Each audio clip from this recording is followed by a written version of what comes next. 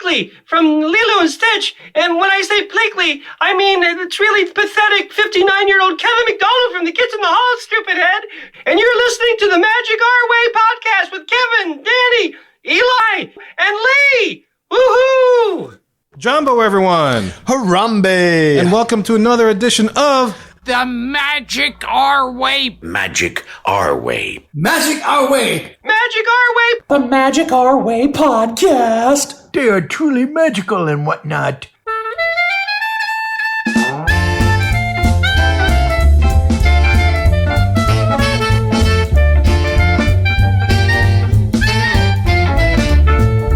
Asante Sana, everyone. You are listening to the Magic Our Way podcast from New Orleans, Louisiana, in the United States of America. We are artistic buffs talking about Disney stuff, and this is the show in which every opinion is welcome. MagicOurWay.com is where you can find us. For this show, we present the final part of our Walt Disney World 50th Anniversary Trip Report. And look, this isn't your typical polished, practiced, pixie dustin' Disney podcast. No, sir. We are not in the parks every day trying to tell you the best ways to maximize your Genie, Genie Plus, and individual Lightning Lane selections.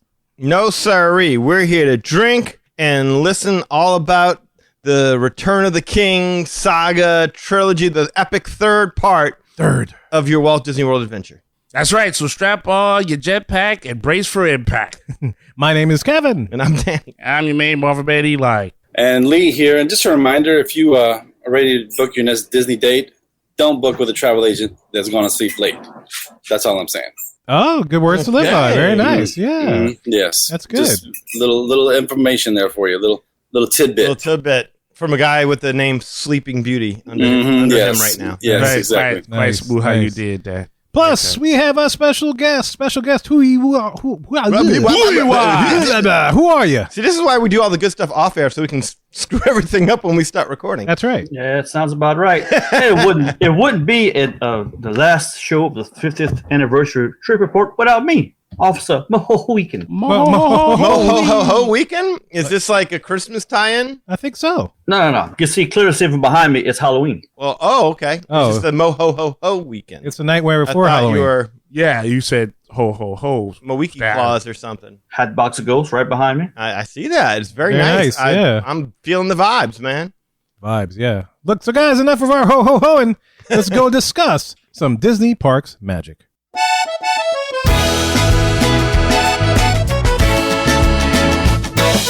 But anyway, guys, look, we got a couple announcements. First of all, we have a Patreon.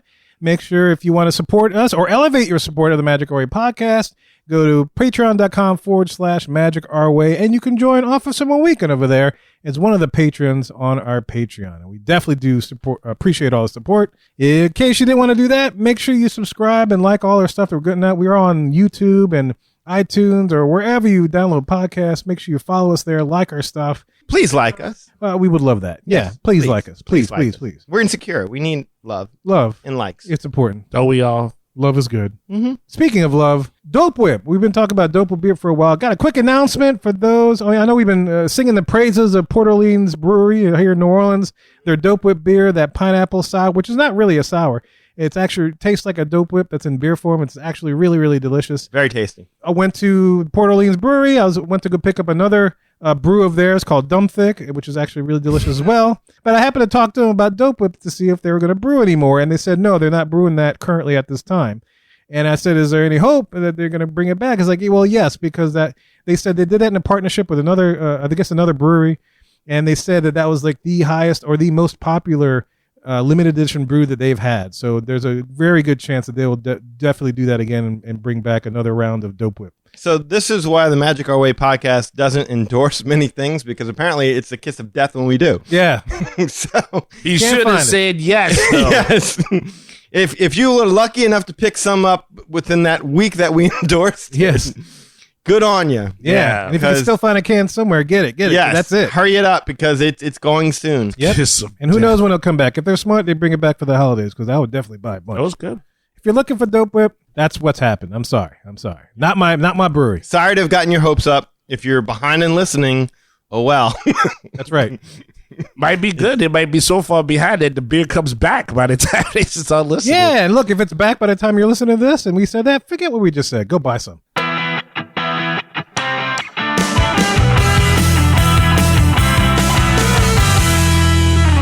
And here we are in the hub, our main topic segment of the show. And this is our last part of our Walt Disney World 50th anniversary trip report. The Return of the Jedi. Return of the Jedi, our last 3 days. The Matrix Revolution. That's right. Let's hope not. No awesomeness in it. No awesomeness there. Yes, that's right. We're going to be more awesome in this. But first, let me give you a high-level overview of the timeline of our trip, just to give you some clarity as far as what we're talking about today. We arrived Wednesday evening before the anniversary, and we stayed at DoubleTree Suites in the Disney Springs area, which was great. And then we also, from Thursday before the anniversary all the way till Monday when we checked out, we stayed at Disney's Riviera Resort, which was awesome. As you may have listened on a podcast 395, Eli and Danny gave us the biggest surprise of our life. And they were staying at the Polynesian, which I don't think we got a chance to talk to. Was there anything special about your rooms at the Polynesian? The Moana suites were gorgeous. There you go, yeah. What an improvement over that shaggy old carpet. Very much. Yeah, let's explain that, because I know we talked about the Riviera Resort and we talked about DoubleTree, but we never really got into the Moana room. Doors had locks on them. It was really awesome. Nice. To be able to stay in a Disney hotel room with locks again. That was great. What did y'all stay in? Was it like just a double? It had 2 beds kind of Two thing? beds. 2 beds. Yeah, it was just a standard room. Okay, Yeah, cool. balcony, a Special. little balcony out there. Oh, nice. We were like on the 3rd floor, so yeah, we had a balcony to sit on. Wasn't huge or anything like that, but the room was gorgeous. I didn't even notice the Moana stuff until Eli pointed it out. I mean, then you couldn't not notice So it was subtle, huh? You Yeah, it's pretty obvious. Once you realize it's there, it's everywhere. Interesting. Okay. But it's not something where it just, bam, it sticks out the minute you walk in the room. I was too busy noticing the flooring. I loved the flooring. Felt good walking around barefoot on that flooring. Like John McClane. Yeah, making fists with my toes and everything. Nice. And the bathrooms, they were nice. Bathrooms are spacious? gorgeous. Awesome. Absolutely gorgeous. They had like 2 levels to the bath. They had the his and her sinks with the the shower, and then a separate door with just a toilet in it. So that way, if you needed privacy while you're in the toilet and everybody else needed to use the shower, all that was thought of. Wow. I love Yeah. it. Yeah, it was nice. Very, very Towels well were done. nice and tucked away, like he had his own shelf. Had a Keurig machine right by Hey Hey That's what, okay, yeah. 'Cause I don't with the drink. 50th anniversary coffee. Did y'all try it? Yes, I did try it. And what'd you think? Not bad. Better than regular old Joffrey? Better than regular old Joffrey's for sure. Oh, that's good to not know. a, That's that's not a high mark to clear though. No. Although funny. to be honest with you, every morning I went and got Kona coffee. Oh, that's even higher than that. I love the Kona coffee. Same here. So I did always start off with the Kona coffee, but once we got back to the room, I think I made the 50th anniversary coffee, and it was not bad. Yeah, they had a lovely picture of Moana. There's huge painting like on the wall. That was cool. The decor along the walls with Maui and all these different symbols. Very awesome. Love the room. Did it have like the waterfall shower situation? Yeah, like the little rain can kind of thing. Yeah, that was that's nice. cool. I Yeah. believe that's what they had. Yeah. I'd be lying if I could tell you 100%, but I believe that's what it was. All I can tell you is the shower worked, and that was good. I like that they're doing that, because I know they had that kind of set up in the Disney Cruise Line ships. And I'm glad to kind of see it in those rooms, because that was a great little setup. It was Although nice. I will say, one of the things I noticed, how you used to go on every single vacation and they'd give you the little itty bitty bottles of the like shampoo Oh, and yeah, conditioner yeah. and stuff like that. Right. Yeah, now they have the You have the pumps? the pumps, so that way you Oh, can't yeah. steal them anymore. Yeah. And I remember us reading about it at one point in time, but I totally forgot about it until we were there, and I was like, "Oh, this is sneaky." Well, they had the Disneyland hotel too when we went. It was like that. Oh, was it?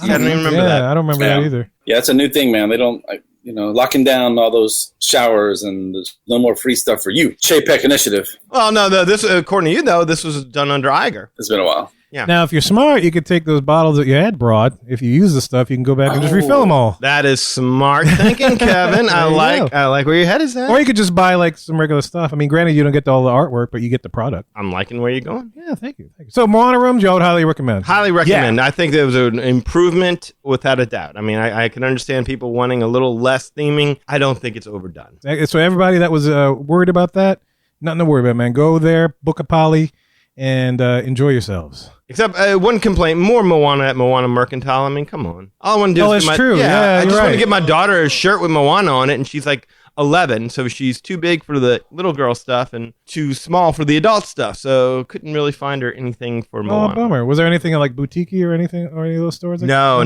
That was really the only thing that you could find Moana related. Boutique was still nice though. They still had the Hawaiian shirts and whatnot. I like the Hawaiian shirts. Yeah, I always get one when I go over there. Except this time, I didn't see any over there that I liked. Oh, bummer. But room's worth it. Definitely book your worth stay. And if you want to hear some background on the big surprise, you could definitely check out our podcast episode number 395. And also, if you want to actually see video footage of the surprise, go to our YouTube channel, subscribe, like it, check out the video, the Danny shot of them surprising us. Did we mention in that last show that the linchpin of it, because I don't think we did, the linchpin of it was that you had to stop and go to the bathroom. Did we mention that? Yeah, we did. I could not remember. Because that was really where everything kind of unfolded. That was, I think, one of two advantages y'all had to count on for sure. Well, yes, absolutely. It was mentioned a few times. So that worked out well. So check out that full story on 395. And also, if you want to check out our first half of our trip report, 396, that takes you all the way through the actual anniversary day, October 1st. 2021. You can check out all experiences there. And so now comes to this half of the trip, and this is our Saturday, Sunday, and Monday after the anniversary. And this heavily involves Danny and Eli because they were coming in at this point. So we're going to talk about some things that we both experienced, a lot of things that were new for us. Saturday, of course, was our Epcot day. And the biggest thing, that our goal for that day was to get on Remy. Get on a Remy? Get on Remy. Remy. Get that Remy. Get that Remy, yes. Which you guys rode on that Sunday. Thanks to Rachel Roberge. Absolutely. Yes. Wishful thing. Man, that girl's good. She got you on that. You were able to go on it after even though your time expired.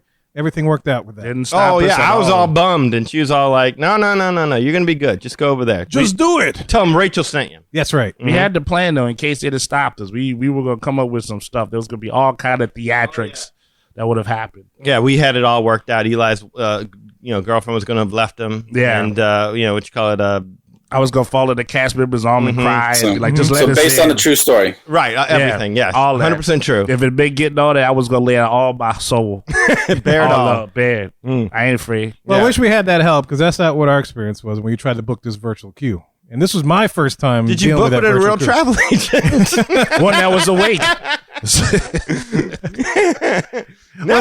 Never book it with a travel agent. Sleep late. Yeah, sleep late. That's it. So tell us. Yeah, we woke up at 7 a.m. We had our alarm set because, we've been running on a schedule where we close everything down and then we hit the parks for at least 10. So we're waking up late. But we set the alarm for 7 o'clock. All of us are in our beds trying to get this virtual queue. We log in. I have trouble doing it. I don't know if Kirk, did you have any issues when you tried to do your thing or? No, went right to it. Didn't get it though. You didn't get it though. But Lee, I think he was one of the first ones to get in. He didn't get it either, right, Lee? Yeah, we all basically we're ready at 6:59. Let's do this. 7 o'clock rolls around. We're all trying to get it, and nope, nothing. Crapped out. All three of us. And it was like not one of us could get it. And which day was this? This was Saturday. Saturday morning. Yeah. So this is the same day that we wrote it. No, y'all did it Sunday. Sunday. I apologize. Wow, that was because that's what Rachel said. Was like, look, you get on and I'll get on and we'll do it at the same time. And between the two of us, one of us should get it. And I did it, refreshed it, didn't get it. She had already gotten it. So I would figure with the three of y'all all trying at the same time. You would think. Yeah. No. You would think. But no, we had no such luck. So we put up our phones and just went back to bed. There you go. Lee went back to bed? I don't know what you did. Did you stay up, Lee, or did you? No, I went back to sleep for a little while. We had a long night the night before, so I was like, man, let me just take advantage of this. And once I knew we didn't have Remy, I'm like, well, I can sleep till at least get there at 1 and try again. Which is what we did. So we're in the sunshine seasons, and we're trying again. And we're, Kirk and I are sitting at the table, and I forgot why Lee. I couldn't get a reception. I couldn't get a reception. I was like, man, I couldn't even just get on the app itself. So I said, well, I'm going to step outside and see if I can get better reception. And so, this is like 5 till. So I'm going to go outside and see if I can actually get into the app, just be able to access to have a chance. So I went and sat on the little bench outside of, the land there, the land pavilion, and with about 100 of my closest friends all trying to do the same thing. And that was the funny part. Is like, so me and Kirk are at the table, and then Lee's outside, and then me and Kirk, we're logged in, we're ready to go. We're about 2 minutes up. And then I noticed I start to look around, and I'm like, all the people are kind of positioned the same way I am. I'm like, oh crap, here's our competition.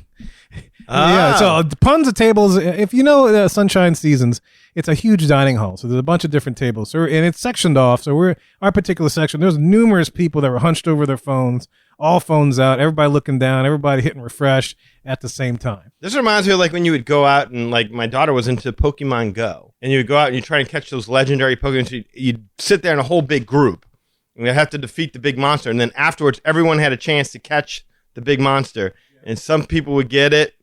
Most people would not. And it was kind of uncomfortable because you couldn't celebrate too much because people would look at you like, Right. like that. It was exactly like I Was felt it? like it was going to be like that. But yeah, so the time came. Well, 1 o'clock came. So we're all going at it.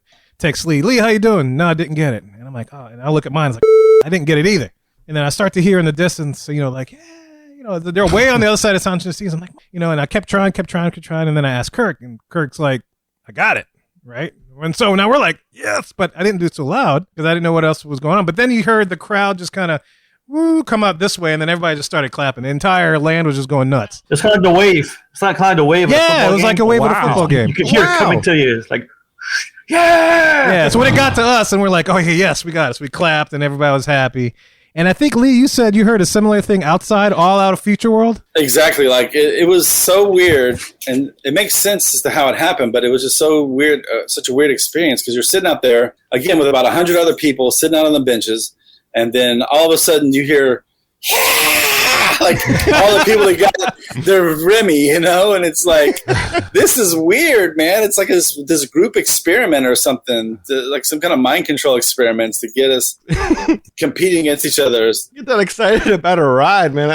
I get that excited about sex, maybe, but it's like, I got on a rat ride, yeah! I'm a rat now! I think it's the whole virtual queue thing, man. Yeah, and also, too, it was only 1 day difference, but this was the official opening day for Remy. This was... Oh, Saturday was? Saturday was the official opening for that. So that explains it. Okay. So all the people that weren't pass holders, that didn't get pass holder previews and all that kind of stuff, this was the official opening date for that attraction. Oh, well, cool. So we're one of the first few thousands of people that wrote it. Yeah. So that was good. Yeah, so we got the virtual queue, and that's when I determined that I do not like the virtual queue thing. Not a fan. I've made that decision. I'm like, no, I don't like this. Well, you don't have to worry about it too long.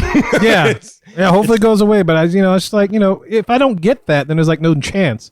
And that's my only day with a reservation. There's no way I can ride it unless I can hop to it again. See, I already knew I didn't like that aspect of it, which is why I was in favor of the Disney Genie. I'll pay for it as opposed to having the chance of never riding it. I mean, if that's my two options, either pay for it or you don't ride, I'll at least I have the choice. Yeah, or give me pay for it or standby. I'm happy with that. But, I'll be honest with you, I have no complaints about the virtual queue except that it's really just a second line. I mean, there's virtually... You're virtually queuing. Yeah, queuing. Yeah. There's nothing different about it. I mean, it's like we sat there. We're just going to run to Epcot, and we figured we'd meet up with you guys pretty early on. And then we sat in that line for about 40 minutes.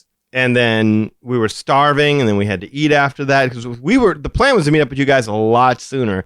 Did not expect it was like this cannot be the virtual queue line, right? And sure enough, it was. It's just a line to get into the line. Yeah, I don't see what's so virtual about it. I'm like, wait, they won't let characters take pictures because of COVID, but they're gonna pile us in like this? Right. Yes, just breathe on each other. And that's a packed little area back there. Oh God, very much, very tight line. Lots of switchbacks. Oh yeah, it was awful. Beyond that, I don't care about the virtual queue system. I'm kind of glad we're going where we're going, but I'll be honest, I've always been on the right side of it. So I've never had the bad experience of being like, no, I didn't get it. Bummer. Yeah, I haven't had that yet. I don't want to have that, and I hope to never have that in the future, but we'll see what happens on subsequent trips if this thing still sticks around. I have been on the wrong side of the Fast Pass Plus system where it's like, okay, you're however many days out, and now you got to book your Fast Passes, and they're gone. I have been on that side of things. That sucked, and that's why I'm also glad about this. So, well, let's get into it, guys. Remy, you guys wrote it on Sunday. We wrote it on Saturday. What did y'all think of Remy, the newest attraction to open at Walt Disney World? The area is gorgeous. Isn't it? It's absolutely gorgeous. So needed back there. It's just so beautiful. I mean, you really kind of feel like if you've been to Paris, I mean, you really kind of feel like you're in Paris a little bit. I mean, it felt great. The queue was, once you got in there and you could see the rooftops and Gusteau's talking to you and everything, spoilers, I guess. Which is really cool, yeah. When you see that little Gusteau sign and all of a sudden he starts talking. Yeah, because I turned to Eli and I'm like, oh, okay, I guess he's not going to talk. Because we were there for a good long, and all of a sudden, boom, there he goes. And I like that they didn't speak to you in English. They kept it, it's like they spoke to you in French. It's like, okay, cool. Yeah, we got the French speak. Did y'all get the English version? Is there two versions? I think he spoke to us in English. I'm pretty sure. Yeah. Which makes sense because like in Paris, Disneyland Paris, they do that. They have the French spiel immediately followed by the English spiel. No, he definitely talked to us in English. Yeah. He definitely talked to us. Interesting. Because we was like, where the hell did that come from? Yeah, because I was trying to peer back to catch the end of it. So, but Lee, to be fair, I think we kind of moved through that area pretty quickly when we went through it. So we might have only gotten the French version. Right. Yeah, I didn't realize they did it in two different versions. Well, we only got one version. Like again, it was not going off when we were there, and we waited for a little bit, and all of a sudden it went off right as we were getting ready to exit into the next area of the queue. And yeah, that's what made it freaky. Yeah, it's really well done. Very good. No, yeah, that whole queue area was awesome. I guess my only thing with that back outside courtyard is I know they have to have the queue area covers, so it kind of takes away a little bit of it. But I'm glad they kind of stuck with the design. I guess of those kind of things. It looks kind of like a train station, as if you might find in Paris or something like that. But it was kind of hard to see the entire.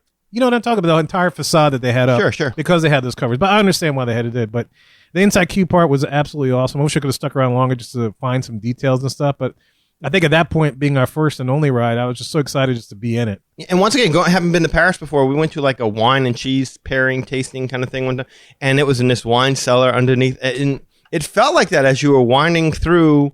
Oh, yeah? Yeah. It kind of felt like you were going in these underground, like French caverns. I don't know what the term of it Catacombs? No, there's no bodies down there, but it kind of felt like you went underground because that's what we did. We went underground. It was kind of like, this is weird. We're going to get killed now. Le Cellier? Yeah. Yeah.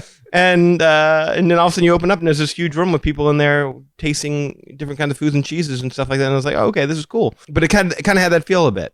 Didn't go on near as long, but it had the feel. So you get to the loading area, and for me, I was taken aback by seeing the ballet of the sets of three mice cars come in. And, I'm expecting like a Haunted Mansion load area, the People Mover load area, even a roller coaster load area, that kind of stuff, where it's like a little conveyor system. But no, this is just one big room, two sides that you can load in. And these little mice just kind of dance their way in, stop, and then they dance their way out. Not even in a straight line. I'm like, oh my God, this is absolutely amazing. And my mind went back to the days of the Universe of Energy and those moving theater cars and the 1/8-inch thick wire that was guiding it with the solar and all that kind of stuff. And then it was like they've gone from that now to this, and it's not even a conveyor system. The cars just roll in and then just roll out. As you put it, it is very much like a ballet because you're like, how are they doing that? Because they would go side and they would swoop around each other. It was like that. What's that scene in Caddyshack where they had that song, they're in the pool and like da da da da da da da. But anyway, yeah, it was just like that. It was very much like that, and it was weird. And I kept being like, they're gonna break down or something. But this is too much movement. They just need to go straight because they're gonna break down doing all this fancy stuff right as we're about ready to load on this. And that was the thing. It was very confident movements by those ride vehicles because they're like, even when it pulls out, it's like this one goes here, this one goes here. The one that you didn't expect would be first goes. And then they all kind of scurry off into the ride. I'm just like, disorientating. Yes, very disorientating. That is spooky as hell. Yeah, absolutely. And the exit area is just as crazy, because you exit in this big room again, and then it does its little thing, and then you get out the car, and then it scoots off. It just dances off. I'm like, what the hell? This is amazing. I could have hung out there and just watched those things just do its thing. Yeah. Instead of ride the thing, and I would have been totally happy. The dancing rat. Yeah. Yeah. The dancing rat cars. Yeah. So, what did you guys think of the attraction itself? Worthy, just not next level. It's not exactly anything must do for me. I saw it. It's cool. I don't mind it at all. But to go through the extremes that you had to go to get on it, and maybe that's what sullied me a little bit on it. But yeah, for the hype, for what you have to go through to get on it, it's a little lackluster. A little bit. Not much, but a little bit. I remember after we rode it, I asked Danny, because what I liked about it was the movement, I guess, of the camera and how it does kind of make you feel like everything is higher than you. And I remember we saw like the Despicable Me ride. And in that one, it's kind of like simple, but everything that's on the screen is just is crazy to me. Like everything's like it's moving. And so it reminded me of that. I was like, I'm not sure which one was better. But they had some good moments in there. I liked the part where the cook is trying to get you, like that part from underneath the thing. Right. Yeah, I like the story of it, and I did get like a little jump scare. That's very rare, and it was nice that the the seat actually could fit in it. As you know, because we're both like 6'2", so a lot of rides I'm like, yeah, I don't want to get on that because my knee, I'm tired of it butting against stuff. So this was comfortable. It was spacious, yeah. Yeah, about the Matterhorn, really. Oh, And my Space God. Mountain, yeah. Yeah, I would knee children upside the head, but that should have been done on purpose. But that's different. But I mean, for what it was, yeah, I mean, it's solid. And there were moments, there weren't many, where you couldn't tell what was screen and what was real. Yes, But yes. most of the time, I was acutely aware that I'm looking at a screen. It starts very abruptly. Like you're just kind of getting the idea of what the ride is, and you're like, there's Remy, and he's talking to Gusteau, and they're trying to figure out, and boom, you drop, and you're in the middle of this. And You're I like, think that's whoa. what gets it. We didn't know what to expect. Yeah, that's a part of it as well. But you're running and scurrying, so there's a lot of stuff happening. I mean, for the most part, I think maybe a slight thing is maybe give me more time to see what's going on the screen, because like the screen itself is very detailed. There's a lot, And it's going framed on. by all the physical set pieces I found too. Yes, it is. So it kind of obscures what you could see there. So it kind of gives you that feeling that you're a rat underneath all this stuff. But yeah, I could see to your point. Yeah, it's maybe a little more time to absorb everything, but you're quick. I mean, you're a rat. You're getting the hell boom, out you're of right there. in there, and you're like, okay, what's going on? And all right. They're trying to cook you. I hear that. Oh, that part where you're underneath the stove and you felt the heat. Yes. I was like, ooh, too hot for that. Outside, but Damn hot. damn it, Lee. So I had to kind of compare it in my mind between this one and Mickey and Minnie's Runaway Railway, right? And first impression, I felt like I liked Remy more than Mickey and Minnie. But after letting it marinate a little bit, I think I give the edge to Mickey and Minnie because it's a little more of the actual practical effects as opposed to the screens. And the screens were done nicely, but like you said, you could definitely tell most of the time that you were looking at a screen. So, I like the one part. My favorite part was this whole story is that we get off the ride and I'm like, hey, Kevin, man, that was so cool. When we went in the kitchen, you could smell the bread. And then he's like, what? I didn't smell any bread. I'm like, you didn't smell the bread? I'm like, and I thought about it. And what had happened was we got on the ride, we got our 3D glasses, we got our masks, and then my glasses started fogging up. So I just pulled my mask down just a little bit. I cheated. And I was like, that's why Kevin didn't smell it, because he kept his mask on. Ah. And I was like, oh, snap. So I thought that was a really cool effect and a very, very effective. When you went in the kitchen, you could smell all the smells of the kitchen and stuff. That was great. That was my favorite part. Classic Disney with the smellisters, yes. Yeah, I really dug this whole trackless ride system in general with this and Rise and Mickey and Minnie. Like, it's just this next level that they're doing, and I like it a lot. So, I mean, overall, I think I probably definitely enjoyed it more than Danny, but I don't know that I wait an hour, let's say, to ride it. If that makes sense. It's like after I've experienced and I don't have to do the virtual queue and I'm like, I'm just going to wait in line for it. What's the max I would do on it? And it's still like, okay, 30 minutes tops. I don't want to wait longer than that. Agreed. Yeah, I don't want to make it sound like I didn't enjoy it. I said it was a little lackluster considering the expectations you kind of have for it. I would put it like this. I liked this ride. I loved Mickey and Minnie's Runaway Railway. And that's definitely a conversation we'll have once we talk about all the three new ride systems, like trackless ride system attractions, as we're going through this weekend for sure. Absolutely. Compare it. But Kirk, what about your thoughts about Remy, man? I liked it. I like the trackless ride system. It's less jarring as all the rest of them because the sudden movements it makes, it doesn't bang you around. It's very smooth. Yes, you're right. I'll find myself being obsessed with it, trying to figure out what was a practical effect around me and what was screen. Like when you're under the Yes. table and you have the screws above you looking at, and then I think it was you that pointed out at one point, Kevin, maybe the screws were sticking out with the backside. That was all pretty cool to be able to see all that stuff like that. I definitely was not expecting that water splash in your face. I was not expecting that part. Kind of remind me when the first time I saw PhilharMagic and the water came at you. You see it, you know it's coming, but it's still the hell. I'm sitting in a car. I don't expect this water to come splashing at me. That was pretty cool. Now, as far as between this and Mickey and Minnie, I'll take Mickey and Minnie any day. And that's a conversation we'll definitely have in a little bit when we talk about all those three different trackless ride systems, kind of rank them. But yeah, great. So it sounds like we were all kind of in agreement. We enjoyed it and stuff. But I would agree. Yeah, if as long as the virtual queue thing is in effect for this ride, I don't have to do it. I don't have to deal with that entire process. Well, that's the problem with it, isn't it? Is that it creates an expectation of greatness to have to go through this much to see it. And then when you see it, it's like, okay, that's pleasant for it's like Frozen. There's nothing wrong with Frozen Ever After, except that it took the place of Spirit of Norway. There's nothing necessarily wrong with it, except the Toy Story Mania. That's probably a better example of it, where I hated Toy Story Mania just because of the trauma it took to go on getting the Fast Pass and then, spending a whole day in the studios just to see this thing, and it really never lived up to what it was supposed to be. It's more what you've got to go through to get to see it. Whereas Mickey and Minnie's Runaway Railway, we waited 10 minutes, maybe 20. It was quick, yeah. Yeah, I mean, it wasn't that big of a deal.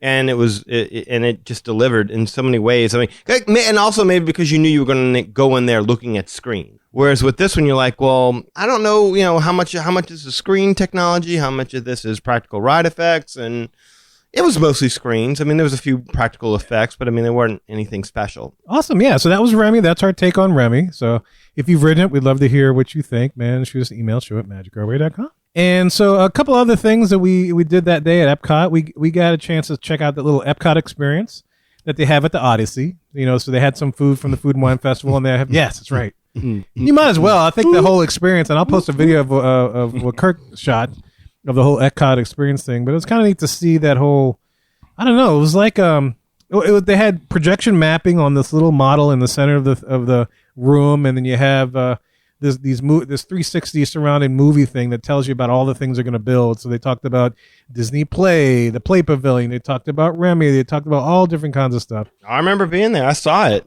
not this past trip, but like 2 years ago, whenever it was that we last went prior to COVID, and remember seeing all that. Back when they had the Mary Poppins area in there included. I bet you that's gone.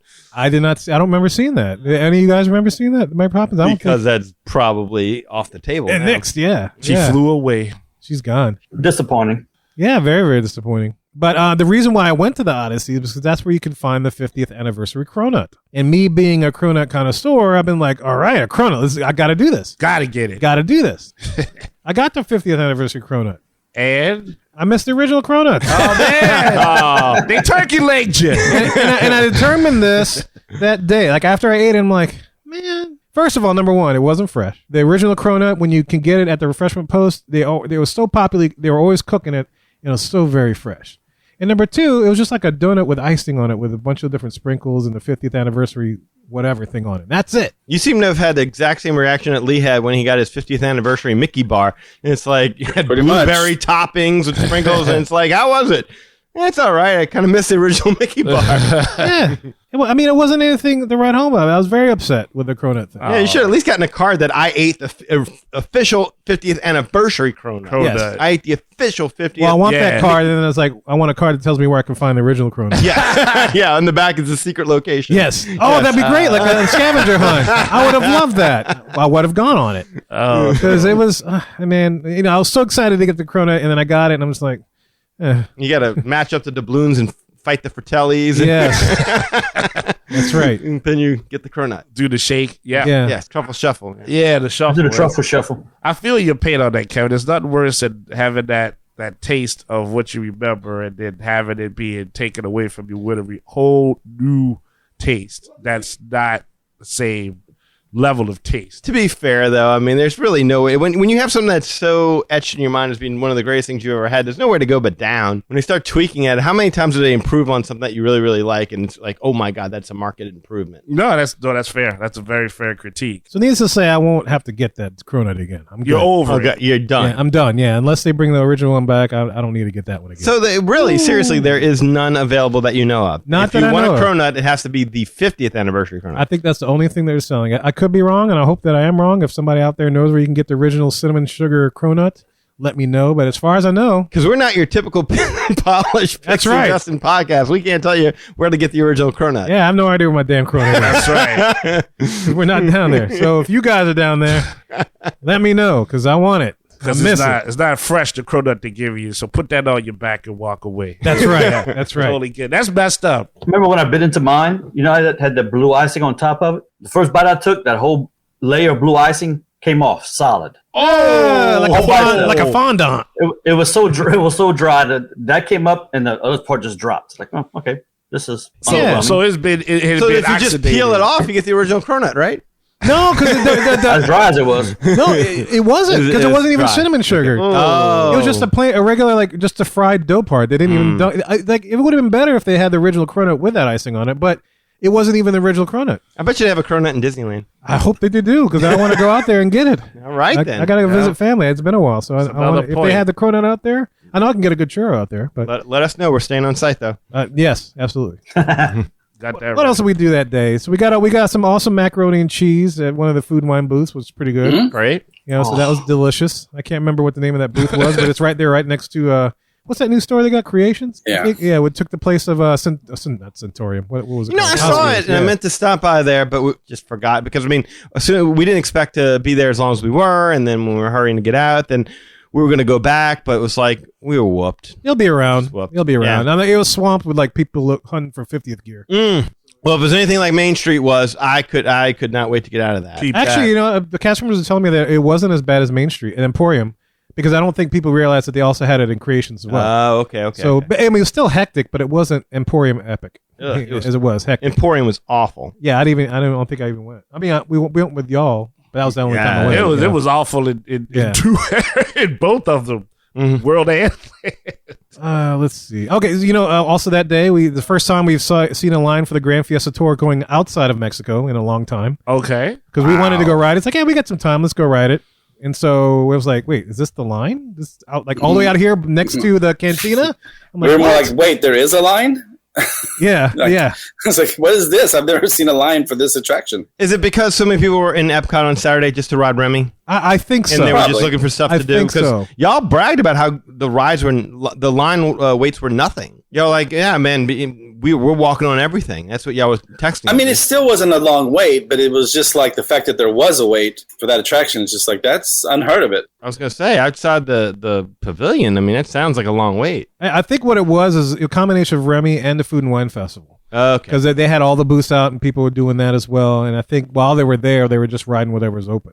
Yeah, I was going to say, when people are doing the wave Yes. at 1 o'clock, I Yeah. So yeah, it was the Remy thing and it was the Food and Wine thing. But anyway, the second biggest thing that we experienced that day was Harmonious. mean, Harmonious. We stuck around and saw that new nighttime show that they were putting on that they've been practicing for the past couple of days that we could see from our hotel, and we had a chance to check it out right from generally from the area nearest to the American Adventure Pavilion. So that's where we saw it. If you remember, we met up with Mr. M. Chi, and he was like, hey, man, you guys should watch it from this area over here. It's a pretty good view. You met up with Mr. Kimchi? What'd you That's met up? what I thought he said. Yeah, he's the new Japanese superhero. Kimchi is Korean. Well, he's Korean superhero then, I guess. I don't know. Racist. What you say his name was? M.G. Hammer. Gotcha. M. Chi. But Lee, it was the guy when we used to go live after the recordings. Oh, EMC. yeah. Yes, that's him. MC. MC, yeah. MC, God, not God. MC? Not MC. I know you talking about. MC, right? Yeah, I know you talking about. He had the comic podcast. Yes. thing. Yeah. Yes. Yeah. Yes. Yeah, there you go. Mighty Marvel podcast. Yes, that's it. That's it. Yeah, so we met up with him, and so we got to meet another. But we could use a cat come on and chat with us when we used to do our after recording live shows and stuff. Great guy, really nice guy. Would give a shout, and he recommended the spot where we should watch it. So that's what we did. Oh, sweet. So Yeah. he did right by you with this recommendation. Yeah, he did right by the spot. You know, we were able to see it, but what we saw, I'll let my partners, Eric and Lee, talk about. You just better First. be good if he's passing it off you to say what you saw. You saw something. What post? Well, he just told us where to see it. He didn't say what we were seeing. Was it worth what you saw? Did he give you any indications as to what you might see? Did you fall in love with it?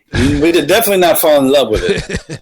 This thing is, well, first of all, we all already know the barges at this point basically block off any view around the lake. If you're if you're across the lake, you can't really see directly all the way across the lake anymore. So that's the first annoyance of the whole thing before we even saw the show. Yeah, they turned the lagoon into a scrapyard. Basically, and this, I'll let the guys get into like the more detailed part of it. My whole thing with this show, what I have issue with is that whereas with Illuminations, you had any spot was a decent spot to see that show. Didn't matter what country you were in. Now, there were some that were better than others, but you could pretty much see the whole show, get a good view, enjoy the show from anywhere you're at. With this one, because of the screens and as much of the show is on the screen, you have to be at a certain spot to see the right, to be at the right angle to see those screens. And to some degree, you have to be up on the railing of World Showcase to see it really good. So I don't like that, and I don't like the fact that it's probably going to end up being like the only way you're going to get a good view of this show is to pay for some kind of dessert party or, special dining area or what have you. You can't just be like, oh man, the show's about to start. Let me walk over here and watch it. And you can't do that with this show. Okay, so the view really makes or breaks the show? In my opinion, yes. Just because I was only like 4 people back. Let's say like there's the rail along World Showcase. There's 1, 2, 3 people in front of me, and I still couldn't really see it.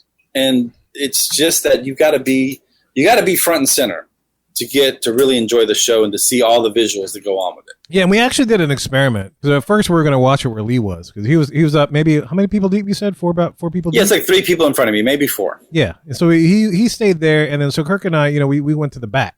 So we went across the little walking area into this little part which goes to backstage, and there were some steps that go up to the American Adventure. So we kind of hung out and around there to see if we could get a better view, see all the barges. I don't know about you, Kirk. What did you think about the view that we had? Yeah, the whole thing sucked. Okay, there you go. Wow. Well, I'm glad somebody cuts through all the nonsense. You're like, no. It's not about the view. It's not about It's not really a big deal that I couldn't see a whole lot of it. But what I saw, the fireworks and the laser, that's lovely. It's Disney. They know what they're doing as far as that goes, but the show sucked. Wow. Yeah, the story itself, Well, what was the story? Exactly, what was the story? One of the things that I said when I was with Kevin, because I think, me and Kevin we all kind of jive the right way with Disney emotions. We walked away from that. I was like, Disney, Kevin, do you feel anything? Do you feel emotional at all? Is anything welling up inside you besides, like, what the hell did I just see? Wow. And the first thing he said was, it's no illuminations. That's a high mark. It's a very high bar to set, but even that little castle show that they had, the projection show they had in the castle years ago, remember the Magic? That one I used to walk away feeling all emotional because even that was just the way it made me feel. This one, I didn't feel anything. Like I felt was like, what the hell did I just see? I just wasted a whole lot of time. I could get the front apart. Dang. I could have been walking. That says a lot, Kirk, that you said that because Kirk, you in Magic Land when you in Disney. I mean like you don't usually walk away with a thing like it sucked. Wow. Yeah, no, it's and that's the thing. It's like from day one of Illumination, and, you might gonna hear people's like, oh, you're just an old guy, you don't get it. It's like, well, yeah, there's nothing to get with this show. It's like from day one with Illuminations, my hair, the back of my head was standing on its edge. I felt a little something. There's almost a little tears of happiness that could have brought with it, and I just don't know what it is. You asked me what the story was, and it's like I can't tell you what the story was at all. I have no idea. It seems like a bunch of different little scenes. Almost kind of like the soaring around the world, where you remember how the transition used to be really, really smooth and soaring over California, and then when you switched to around the world, it seemed like really abrupt. That's what it felt like as we were moving from whatever to whatever. I don't quite understand it, but yeah, that's the thing. I just don't get it. I don't get what the story is. Do I have to see it again? I'll give it a shot again, but I don't know if I'm gonna have this. Now I'm going into it with this mindset. It's like, okay, I don't even know what the hell's going on. Was there the music not? Anything catchy, memorable, nothing? It also didn't sync up well, right? Like that was my problem with it. Is like the fireworks didn't seem to go along with the music. If that makes sense. And also the fireworks were so loud on top of it. Like it was, I don't know. Well, I thought it did. I thought like when the fireworks actually illuminated matched up with the music, not the booms, right?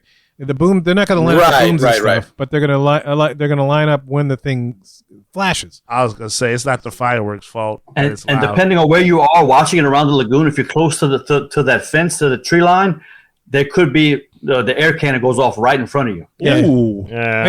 Lee, you said something about that, didn't you? Okay. Yeah. Feeling it? You're like, whoa. Okay, that felt it in my plums. Ooh, that'll shake you up on the inside. Okay, that makes sense. That kind of makes sense for a slightly unpressible experience as well. Yeah, the music was cool. To get back to that question, the music was kind of cool. They brought Disney songs, but different versions from around the world, so like in different languages and whatnot. So that was kind of neat, But I don't know if that was enough to carry me to make me just like, oh, this show is absolutely amazing. No, they could have done that with a much more compelling story, like Illuminations did, but they didn't do that. I've kind of had enough of that. I've really kind of had enough of seeing and then this is maybe why I'm not big into the fireworks shows, because I mean, it always devolves into a medley of familiar Disney tunes that you all know of. Where something I liked about Illuminations was it was its own thing. It didn't rely on stuff that you already knew and was trying to resonate with something. It had the courage to be its own thing. And I remember when Illuminations hit, I mean, it also went in line with that parade that they had. And I'm struggling to Tapestry of Nations. Tapestry of Nations, yeah, with the drums and all that kind of stuff. And I mean, by the time they were done with the parade, the music was already in your head. And then when you see the fireworks show, it goes along with that. And it all worked together in such a unique way. And it was really something that you could only get from watching that show. Whereas it just feels like every single fireworks show spectacular is now just a medley of crap you already knew with one overriding theme that always sings about the magic. And I don't know. I think I'd appreciate something that just had the courage to be its own thing. Yeah, wasn't it the one we were listening to towards the end where it was just like, hey, thank you for coming by and your patronage towards the magic is always appreciated here at Disney. Like that was pretty much it. Bang, bang, bang, bang. Yeah. But was that the one in Walt Disney World where we watched some of it and we were just like, screw this, let's go eat, and we caught the fireworks from behind when we were sitting there. Yeah, but yes, it was because like the castle itself was just like it just had like you said, it was a TV show projected on it. Yeah. And it wasn't that effect. Like, I always thought that was a cool effect. Whenever they would have the fireworks and then, like, the colors on the castle would change and it would kind of match what was going on. And it was a subtle effect. And now you don't even look up. You're just staring at the castle. Whatever's going on with the fireworks in the sky, which you're not even paying attention to that because you're just watching the castle. Yeah. And then I think that was tripped out was, like, I was watching people. And they were just like, woo! I'm like, you never seen fireworks before? Where you from? Like, because there's nothing else happening here that, has that same sinkage. So I'm assuming that's relatable to the experience you guys had. Illuminations was the one show that I made it a point to see every time we were there, and that Wishes was cool. I would see Wishes when I could, and I like watching Wishes from afar at Narcoossee's or California Grill. I didn't like being in the mass of humanity because as they said, when you watch Illuminations, there was no bad seat, so it wasn't like when you sat down to watch Illuminations, you were stuck in a world of people. I mean, you really weren't. I mean, so anyway, point of the matter is like, this wasn't a priority to me, and now I feel like I'm glad I didn't do it. Yeah, no, be glad. It's like, this is not a priority for me now. If I happen to catch it, then maybe I'll see it. What was that ill-fated Animal Kingdom show? Not the Kite Tales. No. Oh, Rivers of Light? Rivers of Light. Yeah. I'll never forget that. We went one year, and we were sitting at Narcoossee's, and we had just watched a performance, and I can't remember if Wishes was still around at the time. I think it was. And we just saw that, and we're like, yeah, okay, well, I can't wait to see how Rivers of Light did. And a couple right next to us said, don't go see it. It's terrible. It's a waste of time. And off of their recommendations, we did not go see Rivers of Light. Although I take Rivers of Light over Kite Tales right now, for what it's worth. And that was Rivers of Light right before they pulled people off the boats. And it was actually like the original Rivers of Light before they, lightened it up or whatever. It had only been open like a couple months or something. So that was Harmonious. Oh, one thing I forgot to mention, we did have dinner, or I guess an early dinner with a lot of your travel agent friends, Lee, over at Tepanetto. Tepanetto. It was great. And Lee didn't even have the courtesy to introduce Eli to any of those single women over there. None of them. You had to fight out your old out there. I tell you what. Just took a big old picture of all that could have been. All that could have been. I like Wishful Wanderings, where it was like only 8 travel agents. You got to see them all on that one page. Yeah, you go. I couldn't even find Lee. I was like, Lee, which one are you, Lee? I was like, I'm the dude. In the back, behind the other one. Yeah. That's me right there. Circle it. So Tepanetto, it was a great meal, good time. I'll definitely go back to that little place. They're delicious. Not as flashy of a, they're flipping stuff and stuff. Not as flashy of a chef as I've gotten before, but still the food quality was really good. I've eaten there before. Eli's eaten there before. It's nice. I would definitely go back. But that night, the newest thing that we tried out was the Abracadabra. The Abracadabra? Abracadabra. Oh, I thought you said bra. I thought it was like the new Wonder Bra. It worked magic. It's like it's not there. Upper region. Yes. No, it's from Kenner. It's the Abracadabra. Oh, the Kenner bra. Wait, okay, so where is the Abracadabra? This is new to me. This is at the Boardwalk Resort. Okay. So you walk over there, and so it's the right on the magic boardwalk. place. Yeah, the magic place. Oh, yeah, okay. Now yes. It wasn't in the name. I'm sorry. I just heard Abracadabra bra, and I'm just thinking of again the Wonder Bra, but for Disney fans. I think that's awesome. I think who that's want an to awesome display product. The lights. The Disney who love. want to plus their bosom. Bosom plus. I wasn't Yes. B, but D. Thanks, Yes. Abracadabra. That's what I was thinking. I'm sorry. So that's the first time I've ever had a drink there at Abracadabra Bar. Oh, y'all did not like this. We talked about this, right? No, we liked it. I liked We had a it. good time. Yeah. We're not like What's because the we were asking like, oh, there was magic drinks, and they were doing magic tricks. And Oh, stuff they like didn't do magic drink. Yeah, that's the thing. There wasn't any magic drink. The drink's okay. I think it was the company was fine. We had a good time with the people we were there with, but I didn't find the spectacle of the magic for a place called Abracadabra Bar to be that magical. I was just like, okay, just a normal bar. Hang on. They were out of some of the elements that they needed. There you go. For magic? To have, I believe like the waitress, because we got there pretty close to closing, and the waitress is like, "Oh, we have this drink, but we don't have this thing to make the effect." Yeah. We're out of that or whatever. I mean, it's Remember Disney. the magic. Yeah, Disney. Yeah, I was gonna say. Because you won't see it. Poof. Did they take like a napkin or something and like put it over your wallet and pull it back and your wallet was gone? That sounded like what happened. But they did a little finger trick, it's like, hey, look, look at how it comes out. All right, here's your drink. $50. The only magic trick we saw that night was the magically appearing babies. Magically. yes. Oh, that's right. We were there. Forgot about that. And so we were there all drinking. It was a full place. So there's a lot of people. And off in the corner, we look over and there's this baby carriage. I'm like, okay, all right, baby carriage. A few drinks in, people start to leave. We got to talking to the people that actually belong to the baby carriage. And they mentioned that there's actually babies asleep in that said carriage. Okay, see, I thought y'all were going to go like there was just a baby carriage by itself. No, that would have been cool. That would have been like Halloween-ish, right? Like, Yeah, kinda that's crazy. where I thought y'all were going. The reason I said appearing babies is because that carriage was sitting there for the time we were there, which seemed like about 6 hours.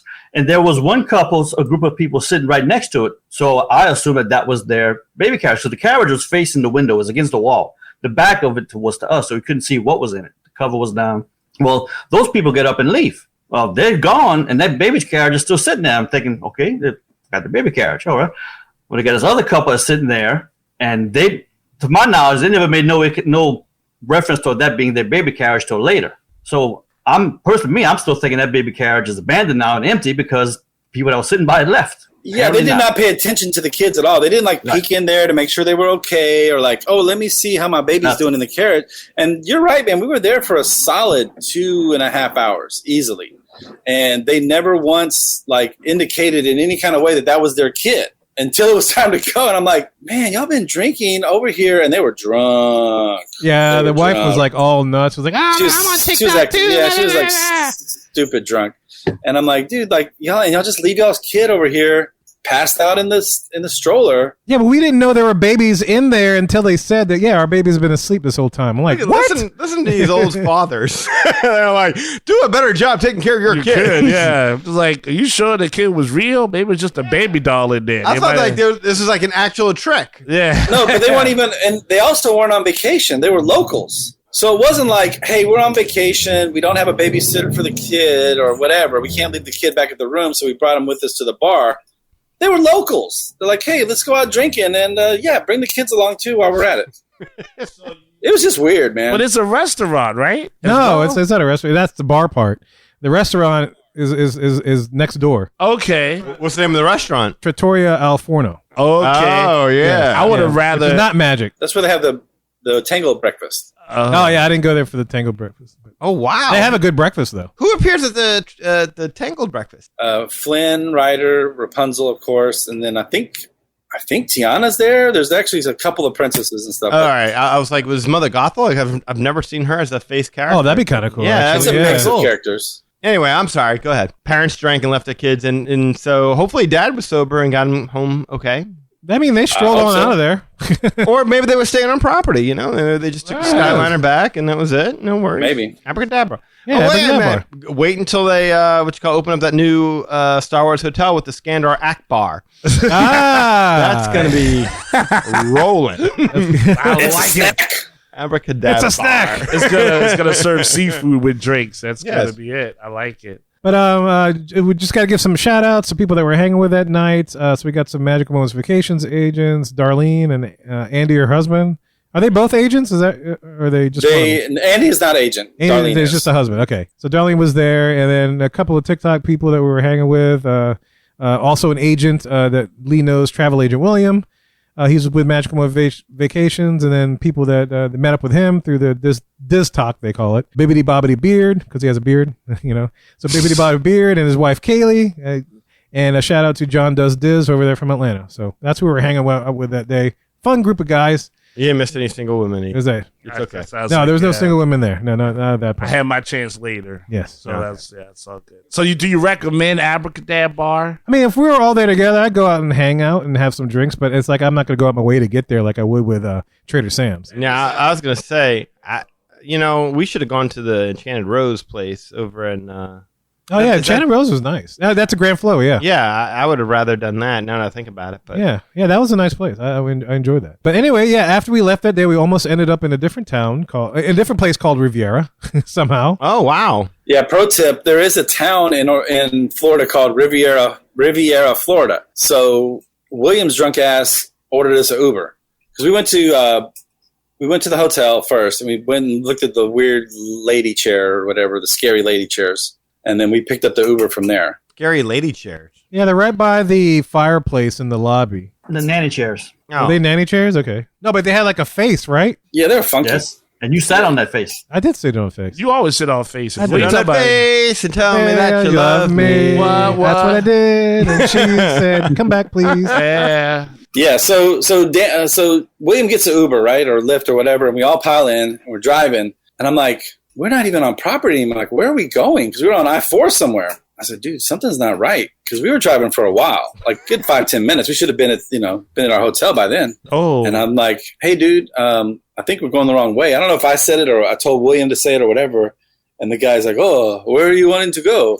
We're like, we're going to the Riviera Hotel. He goes, oh, I thought you wanted to go to Riviera, Florida. It's like 20 minutes down the road. Oh. And we're like, no. So I guess William ordered the wrong place to go there or whatever. So the dude had to turn around, and we ended up eventually getting back to the hotel. But it was just like, man, we almost ended up way out of the way. Not the same as almost getting shot, but okay. No, Yeah, definitely not the that same part as is that. exciting. That's No. exactly what I was thinking. No, definitely not as exciting as that. Did he give you a sourpuss look You're that he right. had to turn back around like that? I don't know. He wasn't upset, but he was. I think it probably also wasn't like, I don't know. I couldn't. He wasn't upset, like been out of shape, but he was also He was like, probably oh, man. charged the same amount as if it would have taken Yeah, to get he's to like, Riviera. all right, Yeah. whatever. But he probably did. Did he mutter anything under his breath at you? No, he didn't say much. I don't think he said much. He was just pretty stoic. He was just like, I'm doing my thing tonight. That was it. So that was about as close to adventures as we had for that day. Wow. Nothing that matches y'all's thing, but Yeah, I was gonna say you had babies that almost were abandoned but weren't, and you almost got to the wrong place but didn't. then, yeah, that's all good. So that was a Saturday.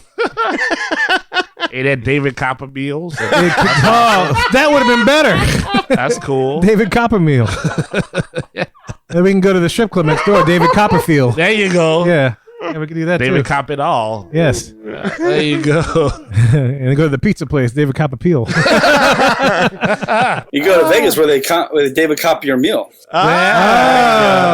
That's true magic, because that is definitely an illusion, but that would be awesome. You know what's funny though? Seriously, is that they almost was a David Copperfield restaurant in Disney. No, Really? no. Oh, yeah, I remember talking about this. Kirk? Yeah. Kirk, Yeah. back me up. Hollywood Studios. MGM, pardon. Oh, they didn't like his tricks, so they just Didn't they have a thing? There was a. I think Claudia Schiffer put her foot down. No, I don't. It just we can get into it. She said We're 9. running out of time. We're running out of time. She said 9. That's right. 9. All right, so come Sunday. Here we are on Sunday, and this is our Hollywood Studios day. And this is, if I remember correctly, the only day that Lee left early. Oh, About an hour ahead of you guys. Not About an too hour, bad. yeah. And the reason, I mean, I'll let you explain it. What was the reason for you leaving early? Well, it was just more like all the other days we were sleeping a little late, and I would see you guys like, oh, they're not ready to get up yet. So I just roll back over and I'd sleep a little more, and then like, all right, let's get up. Everyone starts rolling around about the same time. And this time, for whatever reason, I couldn't fall back asleep. I couldn't fall back. So I was like, all right, well, you know what? I'm just going to go to Hollywood Studios. I want to shoot some videos, do a little did you notice here and there for TikTok and this, that, and the other. So I did a little bit of that. But Willie, give yourself some credit, man. You brought your entire script. Well, that is true. I brought the whole novel. It's like 40 pages long. I brought that whole novel, and it's like it had it in my backpack, and I was breaking out the script and, doing my little videos. And then someone's like, "Hey, are you so-and-so?" I'm like, "No, I'm nobody. Don't worry about me. I'm just..." Way to self-promote, Lee. Way to self-promote.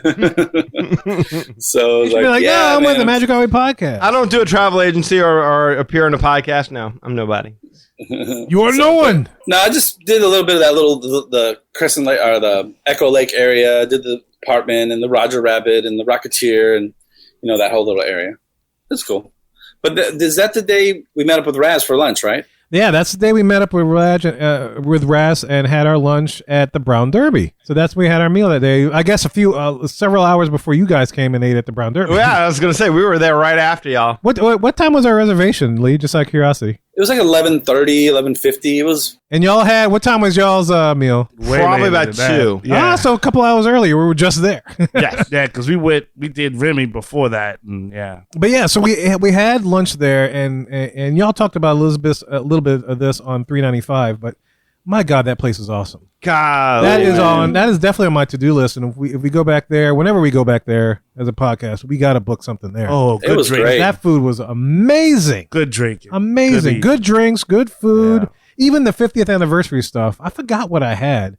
You had the steak with the egg on top of it or something. No, you had Walt's hash, maybe? Oh, yeah, I did. I had Walt's hash, which was had prime rib pieces. Like normally the hash meal doesn't have like really high-end meats in it. It has like corned beef or whatever else. But this one had like prime beef in the hash. And it was freaking amazing. Because listeners, if you didn't know, a whole thing with the 50th anniversary food is that every place has their own spin on Walt's favorites. So like Walt's chili, Walt's hash, all that kind of stuff. This place, Walt's hash there with the prime rib and meat instead of like your regular hash meat, absolutely freaking incredible. I couldn't believe, I was floored. I was like, this is great. Absolutely, 100%. I mean, to me, even when it fell off in quality, it still was really good. It was just having to justify spending time at the studios. And now that you can, Brown Derby's a must. Yeah, Brown Derby is definitely a must for me, man. We're going there each and every time. Absolutely. Tuna carpaccio, that is my death meal right there. Well, I mean, I knew it was signature dining, but I was like, well, I'm sure it was going to be good, but like, how good is it going to be signature dining inside the park? And I was like, oh, snap, this is pretty dang good. It's worthy of the name signature dining. It was so good that Eli and I had a $300 Disney gift card from Rachel Roberge of Wish for Wandering. You guys, I'm just telling you, Rachel, take care of you. That $300 is going like that. out. Like that. We drank. We had like what kind of flight did we have? And I had the Jewel. It was like the Jewel's Delight or something like that. Yeah, because you had the cube, and I'm like, I want what he's having. And, we kept, but then the lady next to us, you need, the margarita flight. Yeah, I need to get the margarita flight. Oh! And then we were margaritaing. That sounds like fun. I had my tuna carpaccio. Oh, it was so good. Oh, boy. $300-something later. It was like, we were on a mission, did. That sounds We good. were in the right mood to stalk you guys. That's right. Yeah. Oh. You can catch the entire story on 395, so go check that out because it's awesome. Mm-hmm. But Awesome, good eatery. awesomeness. Good eat. But yeah, Brown Derby, absolutely amazing. And the other place which you all kind of had, y'all already had experience of this, but this is my first time there, and I guess I'm assuming Lee's and Kirk's first time too, right? Was the Baseline Tap House. Oh, yes. Yep. We've eaten. Absolutely. Which I drank love it. over there before. Right there. Yeah, I mean, it's not right or stop, but you know what? I could totally see us getting drinks there mid-afternoon, hanging out, maybe get a pretzel, just chilling, watching people, enjoying the drinks. It's a nice little spot. I thought it was cool. It was a cool little hang. 100%. It really is. It's kind of like it's bittersweet because they got rid of something that you really loved, and there really isn't that much of a representation in the parks, but they really replaced it with something cool. I don't know why they don't turn that Starbucks location into, kind of a writer's stop kind of, obviously you're still going to call it Starbucks, but I mean, have the Disney books there and kind of make it kind and that's what I miss, right? Yeah, the theming. Absolutely. It's always the theming. Absolutely amazing. So that was a really cool place. I would definitely enjoy Lee, Kirk, what y'all think of Baseline? I would never eat another Mickey pretzel in my life now that I've had a pretzel from Baseline Tap House. Oh, that's big. Like, you didn't realize, like, okay, I guess people like Mickey pretzels or whatever, but it's like, man, those things are so, like, dry. And it's like, I didn't realize that a pretzel could taste that good. It was amazing. And it was That was a good pace. Yeah, it was huge, too. It was a good pretzel. Mm-hmm. Yeah, we were able to split it between the three of us. It was good. Well, I think I had one myself. Did we have two of them? Or we have three. I mean, do we have two of them or one? I had the pretzel when you and I shared. Lee. Okay. Oh, then I had my That's what it own, was. so I ate my own Yep. pretzel. Okay. First time I ever had blood orange cider was at the Tap House. Yeah, that was a good place. It's a nice little afternoon hang. After a day and just kind of hang out. It's a lot of fun. Perfect, A lot of fun. yeah. As I mentioned on a previous podcast, on this trip, I found another new bathroom that I totally enjoy. So that was the bathroom. If you listen to 395, that was the one that I was in when they were texting me trying to figure out the location. But it's that Toy Story bathroom right there by Toy Story Mania, back by the old entrance where you come out of Toy Story Land, and it's right there, just sitting there, lonely, but also very clean. Awesome bathroom.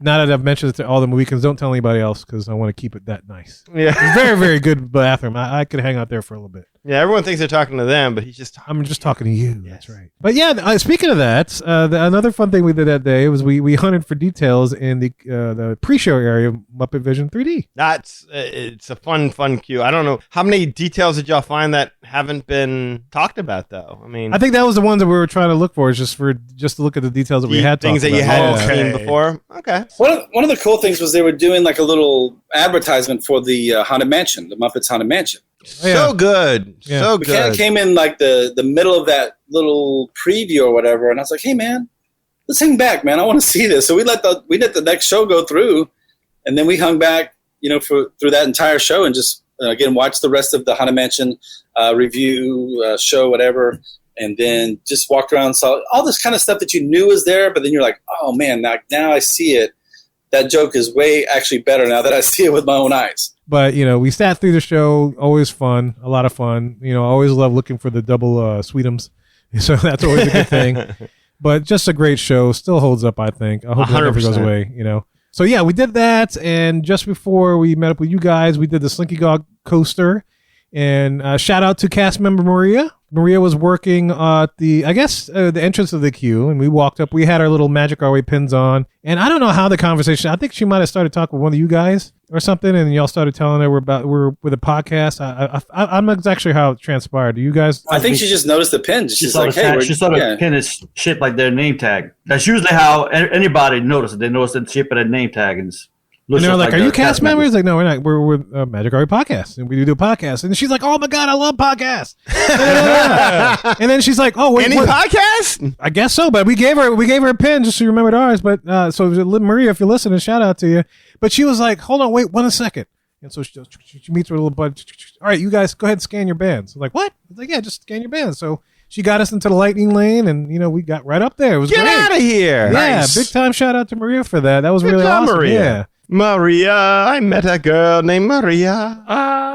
But she was great. Yeah, so we after we got the ride, we came back, thanked her and stuff. We gave her pens, like appreciate it. Aw. It was awesome. Yeah, Nice. yeah. So that was really Very good. that was a Nice. treat. So that design is going over really well, huh? Yeah, that dude, your It's- design yeah, was brilliant. you And nailed it. I love talking about it because I love saying how you guys have a castle. We have one of our icons, which is the St. Louis Cathedral in the lieu of the castle. I love talking about all the little details that are in it. Yeah, it's great. They love it. So every cast member we saw is like, hey, what's that pin? I love it. Even where were we? We had dinner. Oh, we got just before we left on Monday. We sat for a meal and we had some drinks. In Pandora. Sully's canteen. No. Where were we? The lounge. Right next to Tiffin's. Nomad? What's that? Nomad? Nomad. Yeah, we're at Nomad. Cast members noticed the pins while I was going to the bathroom. I'm like, oh my god, those pins are awesome. So I was like, I gave them some pins, and stuff. So it was great. You're like, But let me anyway. just shake this off a bit, and I'll give you a pin. Yeah, they're like, nah, we'll wait. You going in there. We don't know what's going to happen when you come back. Well, truth out. be told, they called me before I went, so it was Okay, good. so Yeah, then so you it was gave them clean, then. hand clean. I gave it to him. But anyway, That's yeah, it, your yeah. design was that the name tag design is great. That name tag logo is awesome. Very good, sir. Yeah, good on you, sir. Nice. But yeah, so shout out to Maria, back to the Slinky Dog. That was awesome. And of course, just to top off that fun moment, that's when you guys ambushed us and hit our right flank and surprised us. And then before you know it, Magic Our Way podcast was in full force. So that was awesome. And so all to circle back to that. So yeah, definitely check out 395 because that's an awesome story. And it's told all in that. That's the highlight of that show. Yeah, we're made whole. Yes, we were made whole for sure. And then after that, we all went on another trackless ride vehicle at Mickey's Runaway Railway. That was one of the first things we did all as a podcast, and that was all of our first times on it. No, wait, that was No, I was going to say, y'all already went. no. We didn't. We never went on it. Oh wait, did we? I thought y'all did. And then it was Eli and I's first time because I was the one who was insistent that we do it. I thought y'all were looking to do other things. And then finally y'all were like, we wanted to do it again. That was our second time. We already went earlier that day. Oh, we did. Okay, yeah. So that was our second time. So So yeah, the memory still works. yes. Yeah. So that was y'all's first time. Let's talk about that trackless ride system. What did you guys think of Mickey's Runaway Railway? Brilliant.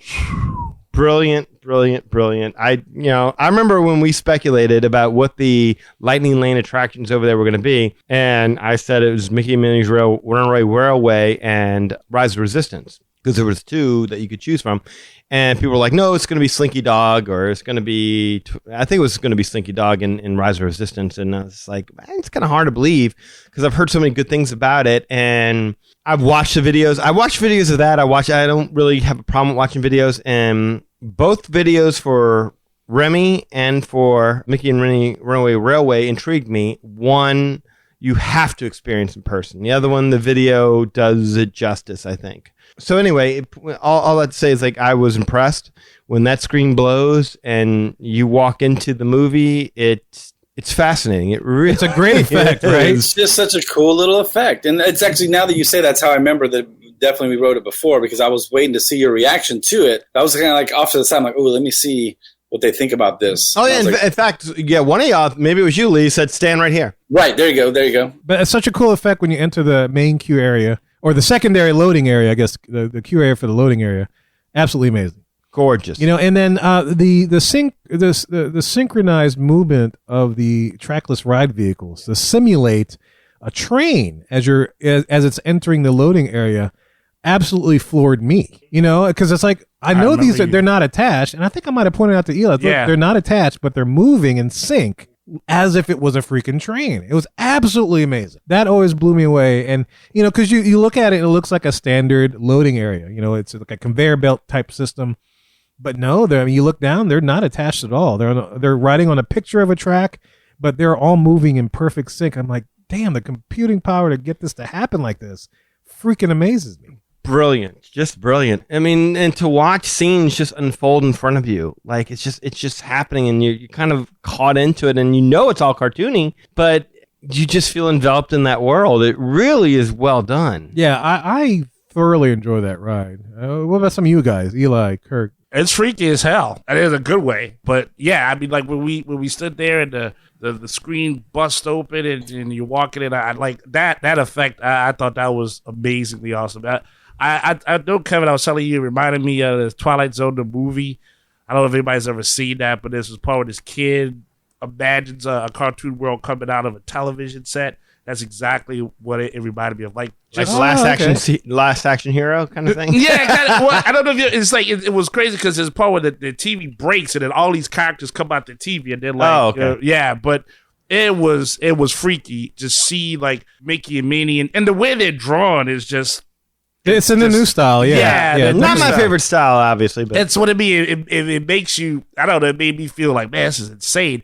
But yeah, just all of the effects and everything in there is like, wow. Like I just was like, this is crazy. What I really enjoy about this attraction is that it's so repeatable because there's so much to see. You can't see it all, and then you're going to see this detail the one time you ride it, and the next time you ride it, you're going to see it. So I only rode it twice, obviously, but like both times it was like a new experience because there's just so much to look for and so much to notice and so many little details that it's just like it doesn't get old. Like I could see where, no offense, but I could see where like the Great Movie Ride, after you've done it a few times, you're like, okay, well this is that and exactly where this is at, and this guy is going to come out and it's going to be the same thing over and over. With this, it's like, maybe because it's new, but you're just constantly seeing new things and noticing different things that you didn't see the time before. No, I made it a point to look for the Dapper Dans, and I forgot about it because I was just so overwhelmed. I totally forgot. Where are the Dapper Dans? They're somewhere in the park scene. There's the Dapper Dans show up, and I was just so overwhelmed by what I was seeing that I forgot about it. Because these are full room screens. That's and you're completely enveloped, immersed into that whole experience. By the time you're taking in what's happening over here, things have already changed over here, and what was happening there is not happening anymore, and it's really...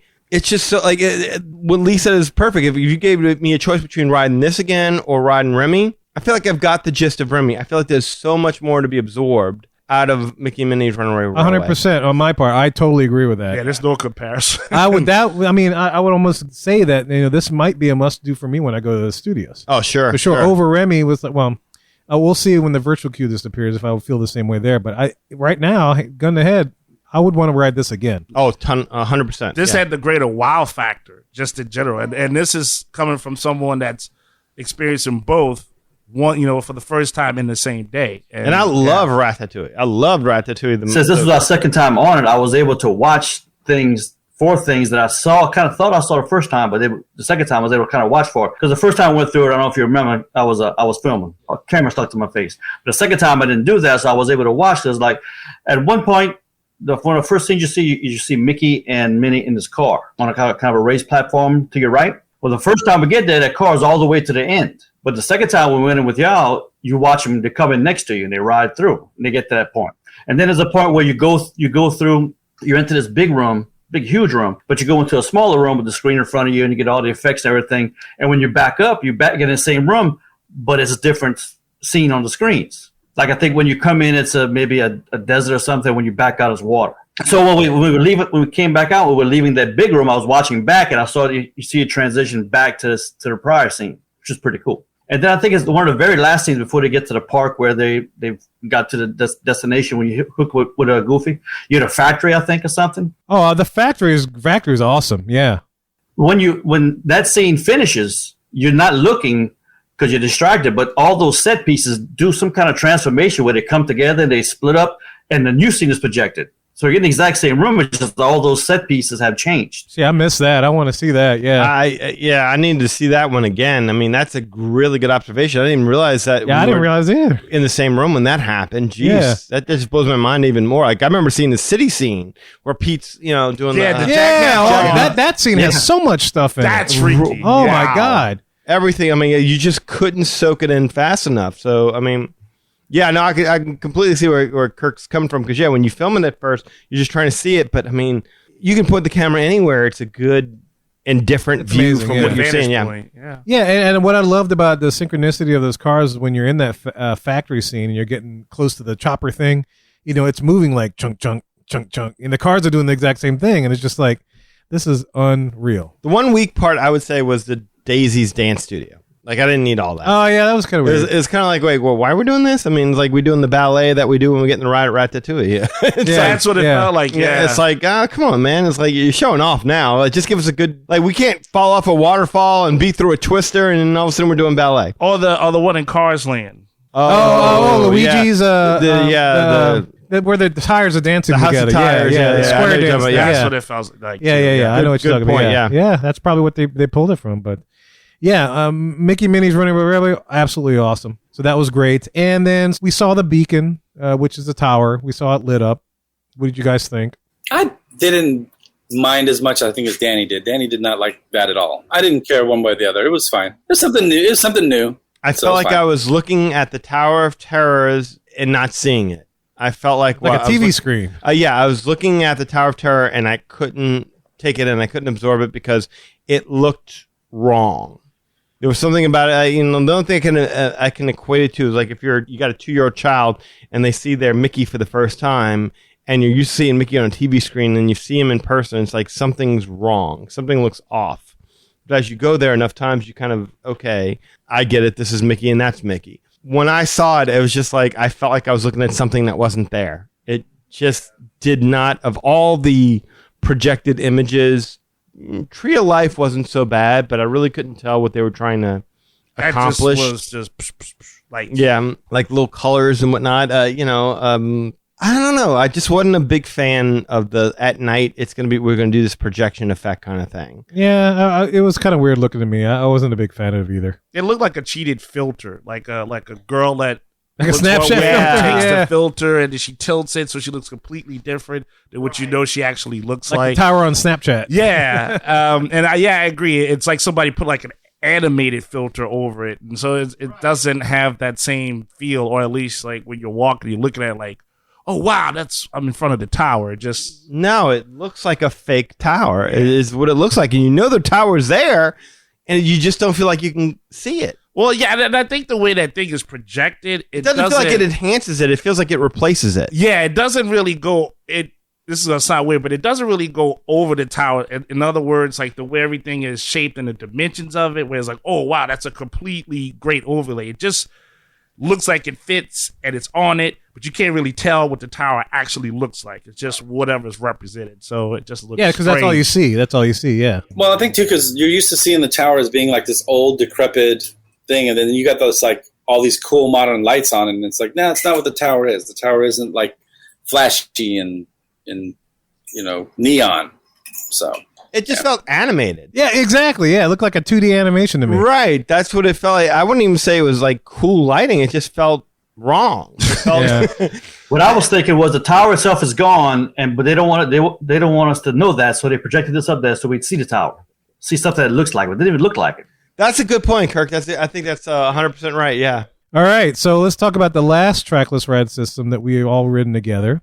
And Kirk, Lee, and myself got to ride it earlier in the day, thanks to Raz and her pass. We appreciate that.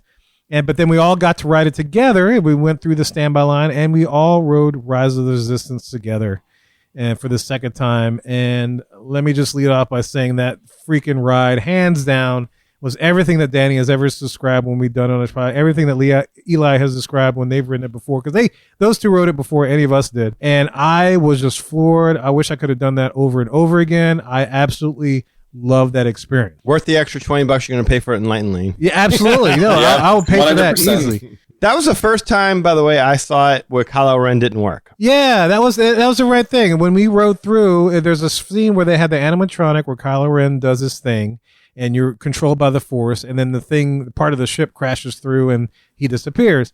Well, in this case, I guess we were in B mode because we didn't see that animatronic, but we saw him in his little TIE fighter controlling the Force from outside of the ship, window. Yeah, outside of the window. Yeah, and both times that happened. Since we'd never done it before, we didn't know the difference. We just thought, oh, that's how the show is. That's a cool thing, I guess. That's a cool scene. But we didn't know that we were missing anything until you said, like, oh no, the animatronic is supposed to be here. Like, oh, well, I knew it was different because I'd seen the video. Like, I'm one of those, just like Danny's, like, I can watch ride video and it doesn't faze me. I want to experience for myself. So I knew that was a different scene. I was like, oh, well, this is neat. I have never seen this before. But I was hoping to really kind of see that Kylo animatronic up close. And I didn't, at least not this trip. So I have to go back on it again just to hopefully they'll have it fixed. And hopefully it doesn't go Yeti, so we don't have Disco Kylo. Disco Kylo. That might make him cool. That might make him cool. I don't know. Really good. Light up his pasty skin. Sorry, Raz. Scary. Light his pasty skin. I just caught it. Yeah. That's why I said sorry, Raz. That like, doughy. Should poke him in his belly and he goes. But God, man, that experience, and when we all got to fit in our own car, that was a lot of fun. Yes. Oh, that was with you guys. That was a hoot. I think that's the thing. That's the fun thing is going with your friends to stuff like that. Absolutely, because I think we stopped somewhere for a drink right. Yeah, before. y'all went to Baseline while we were riding the tower. Yeah, no, Baseline was closed though. We stopped at a different place and we had to get like some cinnamon something apple tart. I can't remember what it was. Yeah, it was a drink. It was like a cart, it was like a place that was just like the only place that was open. Yeah, everything else was closed. It was just Baseline was closed. Dude. Yeah, they closed. Oh no way! Wow, it was a bummer. I didn't know that. But but we had to drink, and I think I was feeling no pain. So when I went on that. Yeah, but the funniest part was messing with the cast members. I wish I would remember their names because those two people, there was a guy and a girl. They were awesome. Like the Imperial cast members. When you're the last ride of the night, and I think we were either there or close to there. Yeah, man, they're just having some fun with you. Yes. They let it go. It was great, and we were having some fun back because that was awesome. Like, they were messing with his wife, right, or whatever. I was just being goofy. I think I was coming in there and they were like, go walk over here. And when I was just saying like weird stuff, I'm like, look, I'm not gonna give up any secrets. Like, don't torture me. I need the attention. Like I was just saying any weird thing. And then we had a short guy, right? It was a short dude. Stocky dude, and we had a skinny female. And there was a family in front of us who they were like straight by the book. They like stay over here, and like the family went there. And they didn't say anything, and then meanwhile we come from behind and like, what's going on here? Yeah. What's happening? I said, I want my phone call. Yeah, that's right. You were saying that. Yeah. I want my phone call. And then at some point in time, the Imperial guy turns and is like, we appreciate that family that does not talk as much. Or the group that does not talk as much. Yes. Oh man. Yeah, I think one of us asked, like, I mean, there was points like, seriously, like, like they used to let you kind of hang in the hangar a little bit, take all the pictures you wanted of the stormtroopers standing there, looking out, like, really soak in that you're in desert. They move you along now. Yeah, they started moving. In that front part. They were like, keep going. And we were just like, wow, this Move is along. awesome. Move along. Because Kirk and I were hanging back and we were taking pictures, and somebody gave us some static, and I said I can't remember what we said, but I mean, It was a female cast member behind us. okay. Yeah. Do She you stayed there remember? with us the whole while, just staring at us. Yes.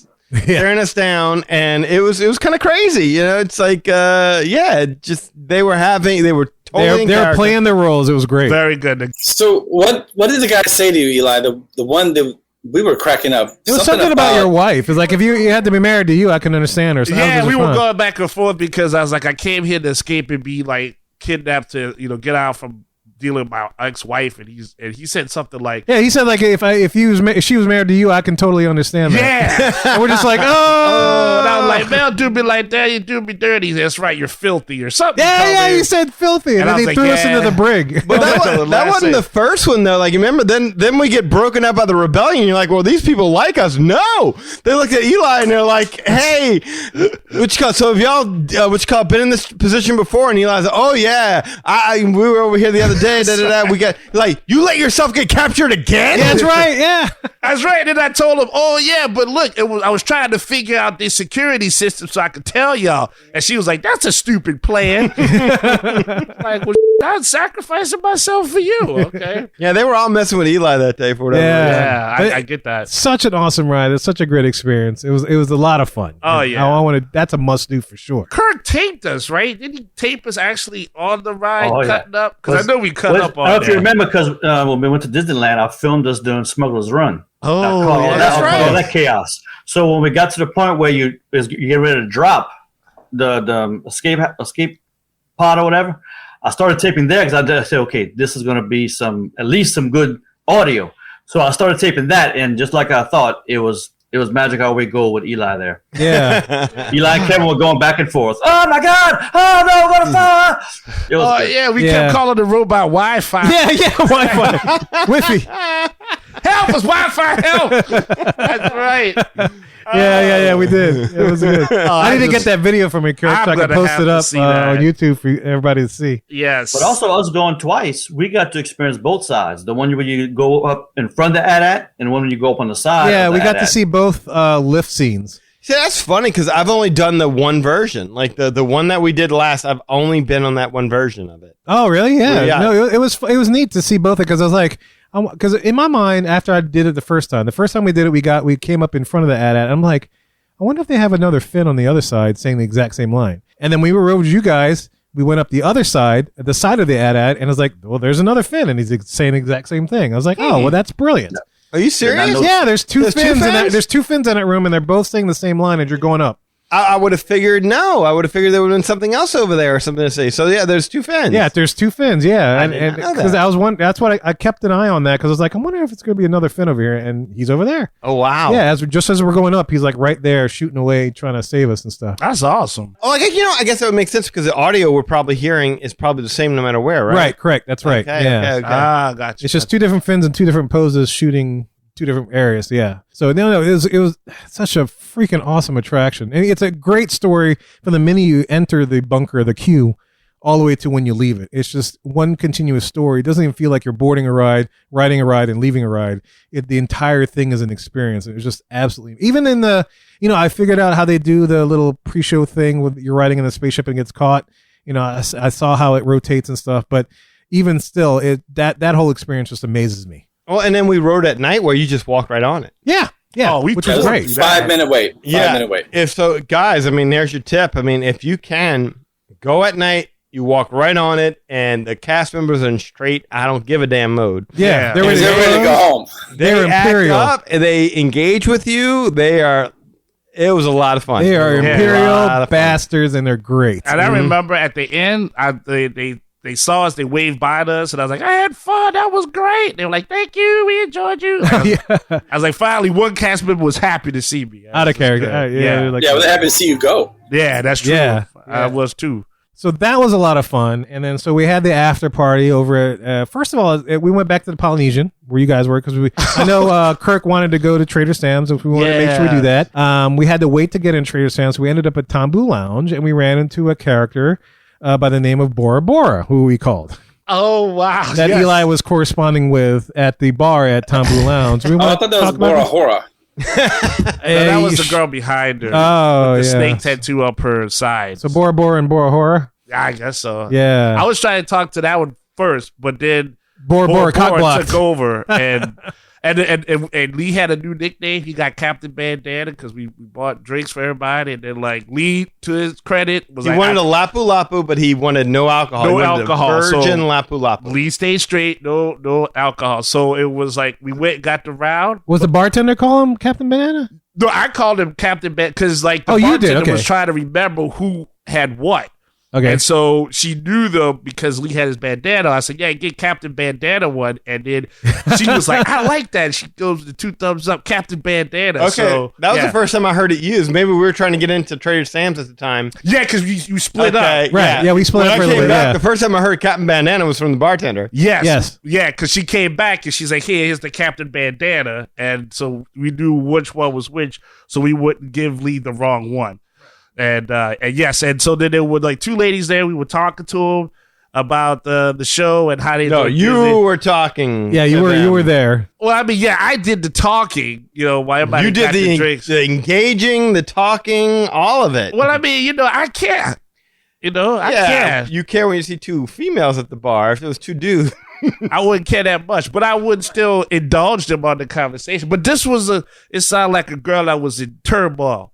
And who are we if not for magic our turmoil? way to bring magic to ladies? Okay. That's how I felt about that. But anyway, But she was all negative from her. I think I didn't hear all the conversation, but I remember her like being like super negative and stuff. she was in Bora. She's like, I was in Bora Bora, and that's way better of a vacation. than this is too Disney." expensive. And Yeah. our kids were back at the room. The kids were being kids were jerks to terrible. her, Yeah. and Yeah, and then da-da-da. I was like, you been to New Orleans? She's like, last time I was there, that's where I had my first baby. I'm like, oh, okay. Wasn't by me, right? Okay, That's why I started calling Bora Bora because she kept bringing up Bora Bora. That's all I heard. I heard blah blah blah blah blah Bora Bora blah blah blah It's so Bora. much better over there. And they don't did you know how much it charged me for all these drinks and and it's like, all right, come on, we need to get away Yeah, from everybody this. like I was doing. I was like, yeah, it's not too Just bad. Bora Though. boring.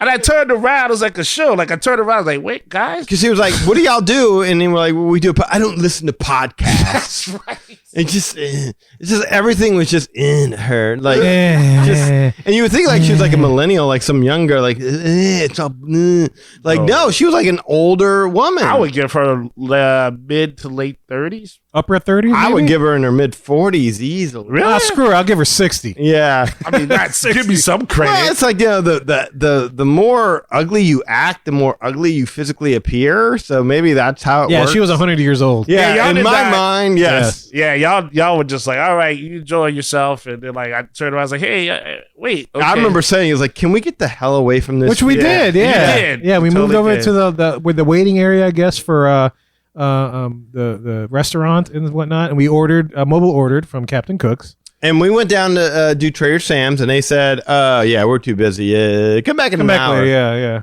I'm like, an hour? Okay. So we were sitting there upstairs and we were enjoying ourselves. Just going to fast forward this part of the story along a little bit. We got to the point to where it was like, all right, they didn't even take our name. They didn't do nothing. Let's just go back down there and see if we can get Kirk in there just for 15 minutes. Sure enough, we go back there. It's been an hour. They got us a table. We sat there. We had one drink. We had one drink, yeah. Which probably cost us like $300 a piece. Like, no, not a piece, but I mean, like together to have that one drink. But we got in there. We definitely did. And they did not have any of Kirk's signature Haunted Mansion Tiki mug gold stuff. Yeah, he couldn't get the mugs and stuff. So I guess, did we get drinks to go? Is that what happened? Is that why we were sitting outside? Yes, the drinks? Yeah. yes, And yes. that's when we met the wrestler dude from Jersey. Yeah,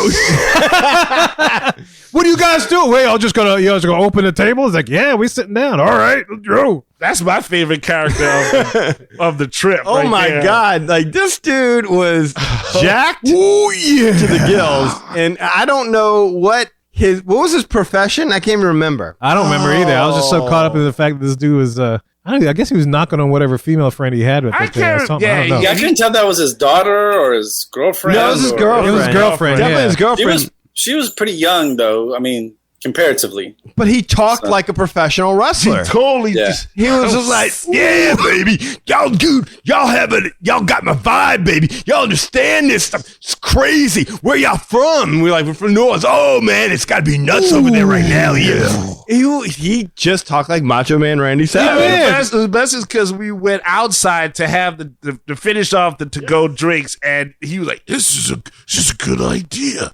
You guys went outside to drink. Is this And what we it's do? We quiet. just take a table? It's like, yeah. Yeah. Like, all right, yeah, let's do this. This is changes. Oh, yeah. I want to sit here with you. And by the way, we're censoring this a lot because he used the F word constantly. Oh, constant. I mean, yeah. just because we I don't want to make things harder on editing, but I mean, it's like this dude cursed like crazy. I don't even remember his name.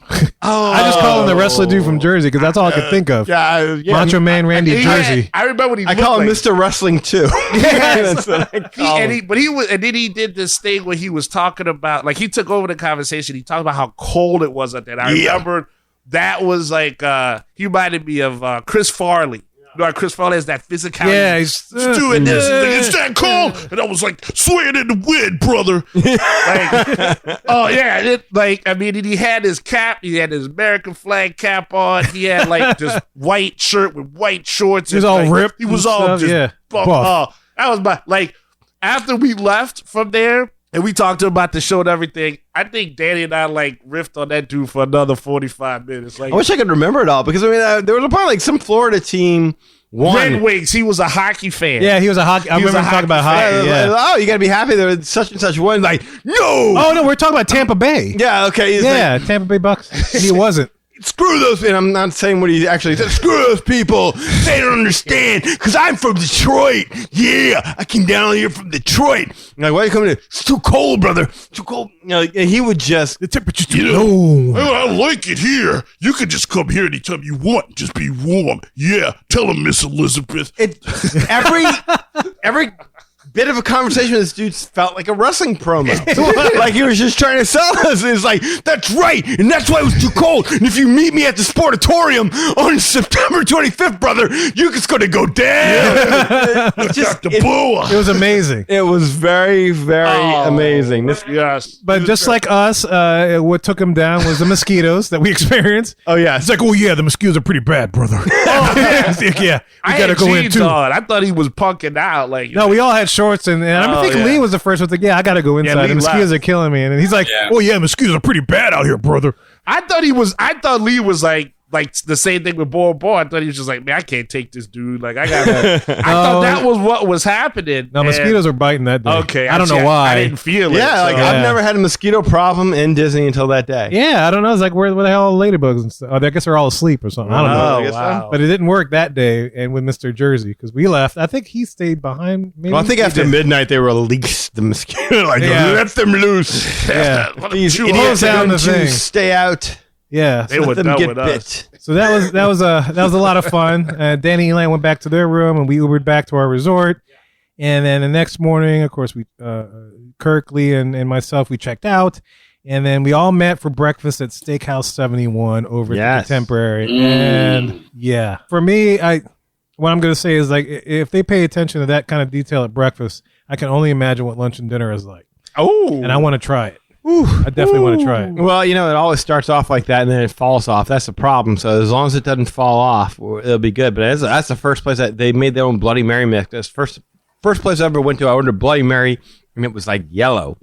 Huh. Wait, And I what? was like, yeah, the Bloody Mary was like yellowish, orangish kind of. Oh. Yeah, yellowish. It How was it? was good. It was very good. I mean, as much as I could taste, because at that point in time, my sinuses were acting up huge. Oh, okay. But I could still taste it. It was a good breakfast. Yeah, it was a great breakfast. The other thing I remember is because this man over here normally has a great radar for this kind of thing. There was a beautiful single woman. She had her mouse ears on and everything, and she just sat there and ate alone. Like a crime, she did. Yes, like a crime. She did. And I think I talked to her while we were leaving because I looked over and she had French onion soup, and I'm like, wait. What? Like, how did? And apparently they switched over to lunch right after we had ordered. Oh, we had okay, just okay. missed it. And but yeah, she just sat there the entire time eating by herself. But for the record, she was in my blind side of me. You know? Yeah, but I pointed it out a couple times. You did. Yeah, I even got you to get up and get me I something had out to of my do that bag. one. You had to get my bag out of the on the other side of the table. Get something. Every for me. guy knows in a spot like that, where it's like, man, you know, you should do, you know, check this out. You know, you can't if you turn around too much, it's too obvious. So yeah, Kevin gave me. Yeah, like, I jumped in. It's like, hey, I got my bag over there on the other side of the table. Can you, Eli? Can you get something? And this out is of how self-destructive Eli Ivory is, because when it comes to women with Adam's apples, he'll go try and talk to them. When it comes to crazy women from Bora Bora, we'll go talk to them. Did not go talk to that girl. Would not go talk to that girl. Could not go talk to that girl. I had a full breakfast. It's just feeling, the feeling when it happens. Are you saying your game had the itis and you couldn't perform? I don't know. I mean, yeah, she was beautiful. Drop dead She was gorgeous. beautiful. Yeah. She was a beautiful woman. Absolutely. But I just feel like that was like Too weird. That was high maintenance. Like Oh. you gotta put time on that. I didn't. Oh, like the pleasant woman we met at the bar. That was totally not time I told consuming. you though. I was trying to go for the one with the snake tattoo. She blocked that, so I'm with you on that. Bora Bora blocked it. Yeah, the girl with the snake tattoo. Yeah, that's she Isn't that a probably was movie? spot. Yeah, but she really had a snake tattoo. You know. Yeah, I'm sure she was just a peach. I mean, you gotta. Women with snake tattoos are normally just known for their kindness. And you gotta dig underneath. But yeah, Right. this You gotta lady, dig a little deeper. Is that what you're dig saying? a little deeper. Yeah, you know. But yeah, this lady, I think she would have been like, I think if I'd probably talked, she'd be like, oh, okay. But I think she was kind of conservative. I just have a snake tattoo. I really like rainbows and fairies. You talking about the girl at 71? Yes. Oh, so it sounds like you feel like Lee when he walks into Grand Floridian. Is that kind of thing? How so? What's that mean? I can't afford this. Yeah. Yeah, basically. Oh, okay. Yeah. Yeah. No, that's fair. That's fair. I thought your dream was to find the sugar mama who could afford you, though. I know. I gotta start getting notes on how to get the sugar mama. I don't know how that works to help you with that. Mouse Mingo. I'm about to go Time to back. call up our buddy over Mouse Mingo. I know. You gotta put a credit rating down. Don't with them. endorse it. It's a kiss of death. Oh yeah, don't do that. Yeah. Don't go to Mouse Mingo. Yeah, that's right. But back to yes, it was a beautiful breakfast. It was a beautiful woman. It was a beautiful place. Very nice. I only had like a couple of mimosas. They gave me the offer to do the bottomless ones, but I was like, nah, I don't want to. That was awesome. I wish I could have partook in that bottomless. Yeah, but I was like, I don't want to die right now. I don't want to just over drink. Y'all were driving. Yeah, I couldn't drink. Yeah. Y'all were driving at like 2 a.m. Y'all were gonna get in the car and drive. We gave y'all an out though. We gave y'all the outs. Yeah, of all we outs. said we didn't want y'all like that. We'll smuggle y'all into the Polynesian. We'll let y'all do. Y'all can have one more night out with us. Y'all come out, hang out. Y'all like, no, we're gonna hit the road. We're gonna drive. You can sleep late, get a good night's sleep, so you be ready to drive. And y'all like, nope, like dedicated. I was like, okay. Yeah, we dropped Lee off and we hit the road. It was fun. Back home before the sun came up. We did the Kirk plan on that one. That was good. Oh yeah, brother. It was nice because there was like hardly anybody on the road, so we just flew. It was great. I like your style, dude. Like your drive style. all night. Yeah. Come up before the sun does. But yeah, so we also later that day we got to go on Carousel of Progress because Lee needed to know who Uncle Orville was, and so we wanted to make sure that he got to experience that. Oh my God, he got to experience it multiple times. Yeah. Apparently, somebody got up, went out the exit, and it caused us to not rotate, which means we had to watch another scene again. I thought we had to watch that same scene twice. We did. We watched the same scene twice because somebody got out and it stopped the rotation. So they couldn't rotate us again, and they said, because of that, we couldn't rotate, so you're going to have to watch the scene again, and then we'll move you along. And then all the Disney... all the Disney fans, yeah. It was audience participation at its best. Yes. It was awesome. It was Mystery Science Magical Theater. Everybody singing the song. Yeah. Everybody. Kirk, you were saying lines. something about yes. abuse or something. What were you saying? Yeah, it's when the wife is downstairs in the rumpus room painting, and the invention sloshes paint all over. She goes talk about. I said, man, that's abuse. Get down there and help your damn wife. Help your wife out. You lazy. Get down there and take care of your woman like that. And he didn't move. That's abuse. Get out there and help her. He was, man. It was like an episode of Maury or something. No, but Kirk says that something later, and he said, man, if you go to sleep tonight, she's going to kill you or something like that. I was like, he's got a point. That was fun. They turned Carousel of Progress into the Maury show. Yeah, Yes, it is. Not. We should have started chanting Maury. It would have been great. It's not the father. It was a Halloween scene, wasn't it? That we had to watch twice. Yeah, so thankful for any person that was in there that walked out because we got to experience another side of Carousel of Progress. Very inspiring. It is Audience something participate. Yeah. You don't really think of it, but like when you talk about Disney Halloween attractions, Carousel of Progress certainly qualifies. It has a Halloween scene. Yeah. So Leek, would you say you now know who Uncle Orville is? I absolutely know where he is, who he is, and why his ice cream has a bathtub. Yes. Well, good. Which we have a bathtub sitting in our studio right now. Now, right who by the talks Uncle Orville? Who's the voice of Uncle Orville? Yeah. Oh, I have no idea. Oh, wait, isn't that why Uncle Orville is something special? That is Mel Blanc, the voice of Looney Tunes, Bugs Bunny, Tweety, All of them. Daffy, and all of them. Yep. No privacy in this place. Sounds like Sylvester when he was doing it. too. Well, no doubt. Mel Blanc, famous Mel Blanc. Yes, I can't believe. That's to me. That's why Uncle Orville is famous. And that's why he has his own Sunday at Anti-Gravities right now. I guess that's why they picked that character over any other character. I mean, I guess they could have had a Sunday with the sloshing paint with the mother, but and it's easier to sell the little cups. yeah. Bathtub, we can make that. Yeah, bathtub. It's like a kitchen sink. We got it. Exactly. No problem. Any character in a basin of any sort, they'll figure out a way to put food in there and sell it. I love it. Wait until they come up with that Haunted Mansion barrel with the dynamite coming out of it. And there's going to be ice cream in there. So we were at MK that day, and we realized the whole Monday rule applies. Lee, do you want to describe the whole population thing with Magic Kingdom on a Monday? Oh, I remember this. Yeah, this is when the proverbial hit the fan. Like, we had such good wait times all week. We didn't wait longer than 30 minutes really for anything in any park and any day. And man, we're talking 60 minutes, 70-minute waits. I was just like, why is it so crazy right now? And then it dawned on me, it's like, oh, it's Monday. That's a bad day to go to Magic Kingdom. Why are you so nuts?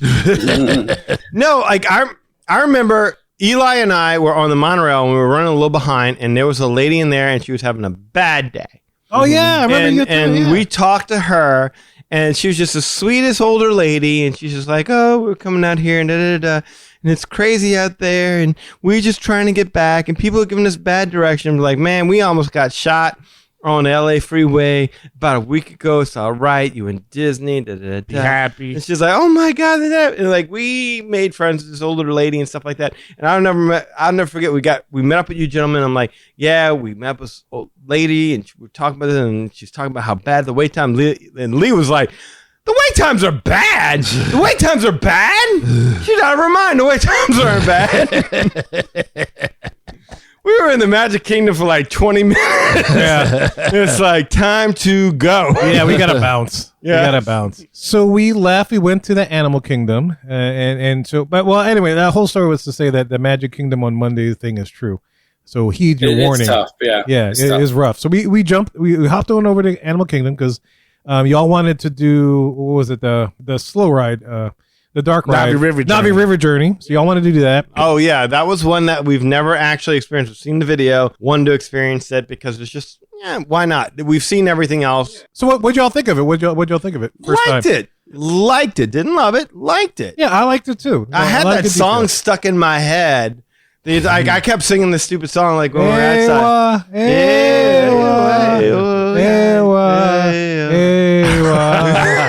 Something like that. It was something. Too funny. Yes. That animatronic was huge, man. That thing, you don't get that from seeing the video. When you're right up on it, that is one huge Navi. Oh, she big. Oh, and fluid. big That's girl. a very Oh, the fluid mechanics. animatronic. Mm-hmm. Very much. That's the latest model of version of animatronics, I believe. Absolutely fluid motion. I think I was glad to get on it, and I would say it's like the most chillest ride on LSD you've ever been on. Yeah. Yes, that's how Eli put it. It was like Alice in Wonderland with LSD. How'd you put it? Yeah, it was something. No, was it Alice in Wonderland or was it Small World? That's what you said. Small World on LSD. Yeah. And it was beautiful. It's like It was beautiful. You're right. It's like very going to much, Pandora at night. Like if you go to Pandora during the day, it kind of sucks. If you go to Pandora at night, it's it's gorgeous. awesome. Yeah. Yes. And Yeah. all those attractions, I think, are enhanced by that fact because when you go into the ride, it's dark. When you come out of the ride, it's dark, and you have all the colors. all the colors, Absolutely amazing. Yeah. every color. The only thing was, and I'll be really quick. You'll remember this when I start to say it.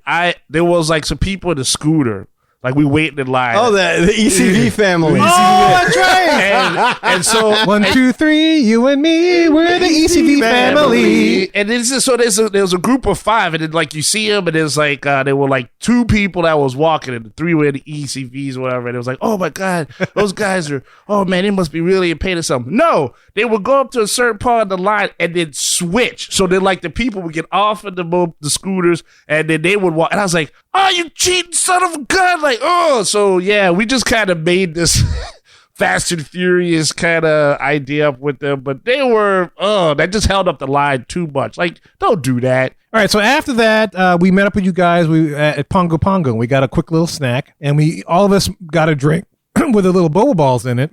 You got a little bubba. Yeah, I had a little boba ball in my throat. My throat, yeah. But Kirk that took it upon himself to start shooting his boba balls over everybody. Well, it was fun because we're sitting in on the edge of this little planet here. I forget what we're waiting on. We got some. We were waiting for them to get out of the ride, so we were the first ones to get snacks, and then they went in the line and got snacks. Drinking the drink, and I got all these boba balls in it. I get down to the bottom, but a little juice in some of these little squishy balls. So I start, He sucks them up, with the straw. And like, oh, wait, hold on. Oh, it works. It's a spitball. Start hitting the wall across. Well, you start shooting. I looked over, you start shooting it in your cup, and you started giggling. I'm like, what the hell? And he's sitting there going, poof, and it shoots right into his cup and splashes everywhere. And then I guess that's when you started shooting the wall across the way. He's using his straw as a pea shooter. Yes, yeah. And then he turned to Kevin and Lee and said, hey, everybody, have you seen my balls? Check out my ball. But then what happened? Like, I think y'all two walked up after going through Pongo Pongo's line, and I think, Kirk, did you shoot Eli on his shirt? I saw something. He did that later. Oh, you did that later? He did it later. As we're walking away, it becomes a kind of a target practice. Yes. Like the shooting gallery in Animal Kingdom. I forget maybe it would have been Eli said, look, Lee's up there, try to get him. No, it was me. Okay. It was It me. was you. Okay, but then- I Okay, videoed okay. it because I have a video of you shooting Lee in the back of the neck with a boba ball. But I already got you him must- before that. So I think you saw, he said, get him on the video. So I hit Lee.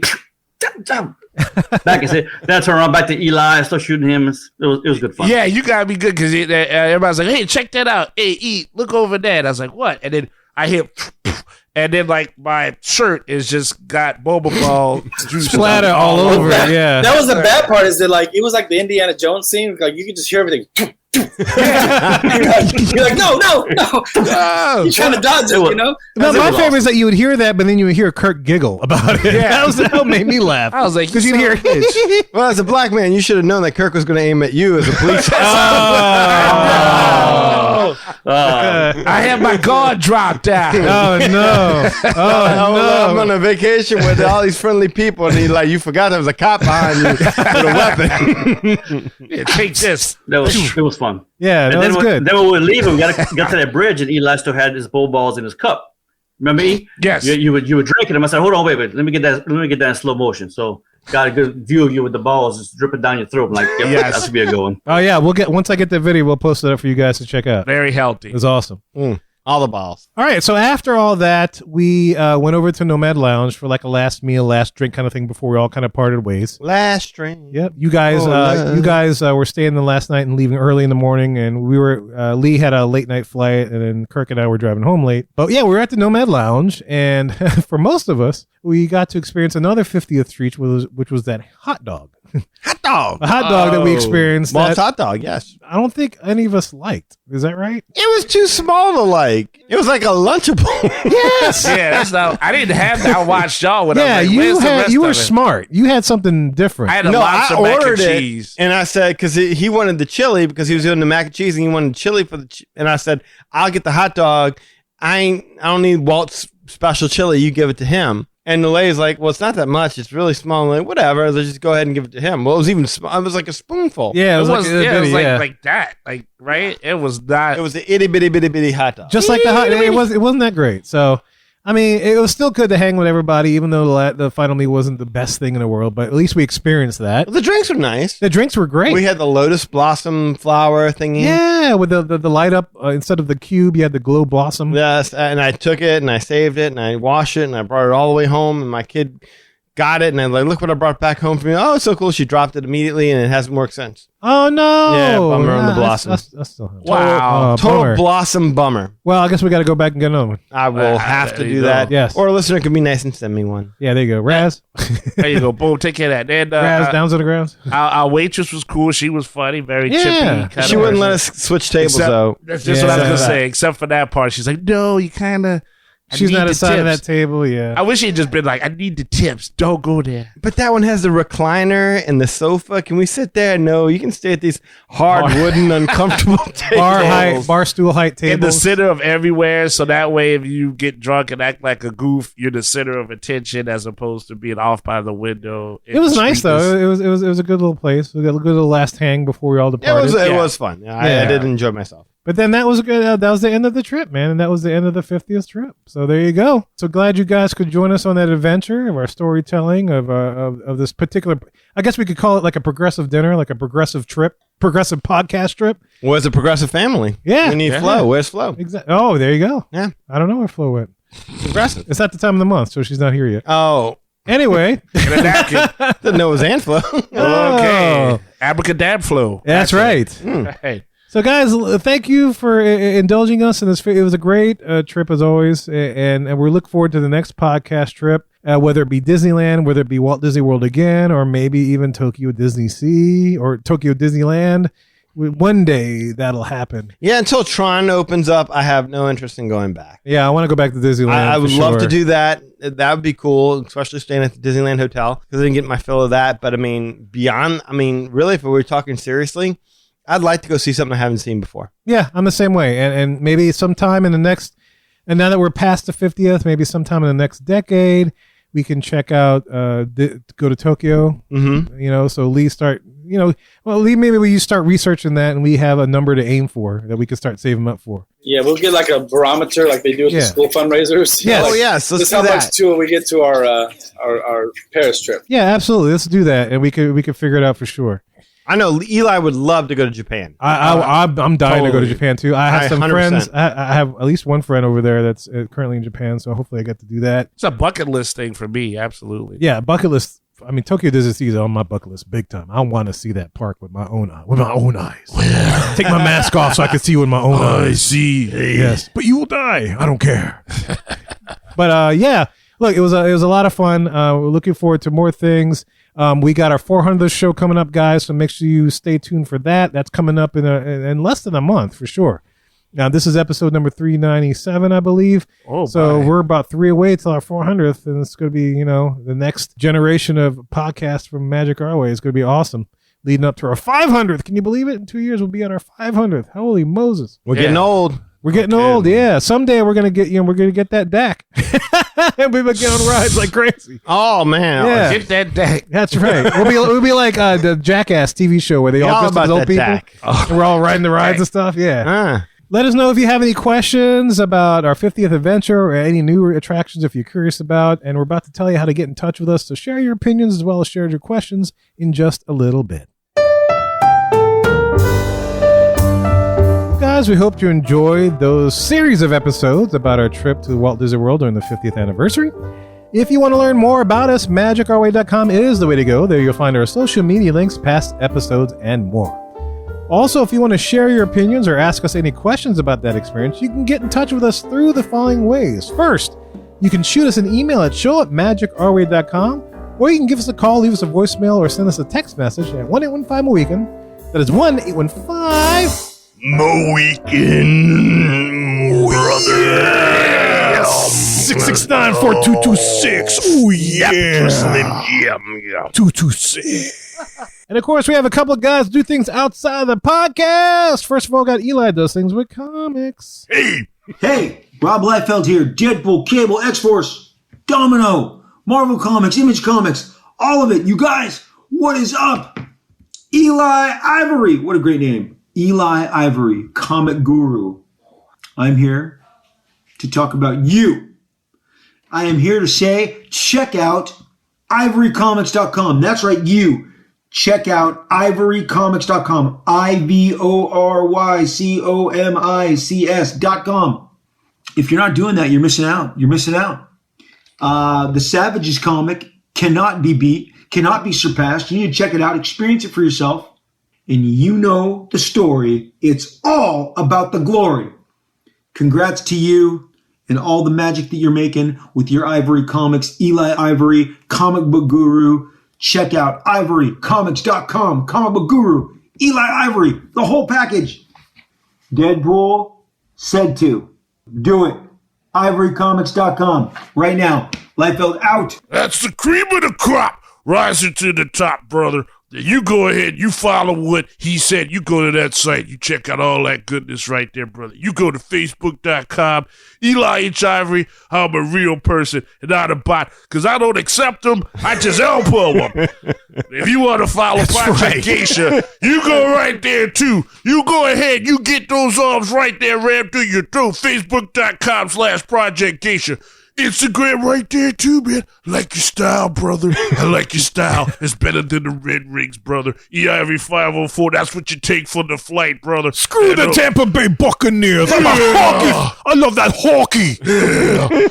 I dodged the cold, but I'm all about the heat, brother. Oh, but you got mosquitoes. Well, I'm afraid of mosquitoes, brother, because if they bite you too bad. That's right, because the sky's the limit and the space is the place. That's it. That's it. You can find it all on Twitter, Hancock10166, brother. So if you appreciate the macho madness, then you're bringing me the macho gladness. Yeah. Dig it. I couldn't help it. No, go, dude. No, I'm glad. I can do that Let it all flow, day. let it flow. All day. And look, guys, if you want to book a vacation so you too can have experience with Mr. Wrestler Jersey Dude but during the 50th, do that with Lee. Lee, tell him how to do this. Just give me a call at 832-431-1621. That's 832-BORA-BORING. 832-BORA-BORING. You can email me at lee@magicourway.com.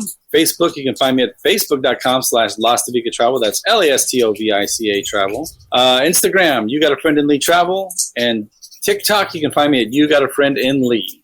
And if you do any of that, we'll get you hooked up and booked up with no Macho Vika! Yeah! Feel the bird! Lee, if you don't fix that, you're going to get a new nickname. It's going to be called Leaky Lee. Captain Bandana Leaky Lee! Yeah. What are you going to do when the Leaky Lee leaks on you? I got an appointment with the urologist soon, so don't worry about it. Oh, good. What are you going to do when the urologist can't patch that up for you? He goes to the leaky cauldron. You got to get a pan. That's all. You get a pan. Oh, he did it. Look, it's fixed now. Bam. He's on mute, isn't he? Yes. Hey, Kirk, man, thank you for joining us on the show, man. It's always a pleasure. It was always a lot of fun coming on the strip with you. Oh, no.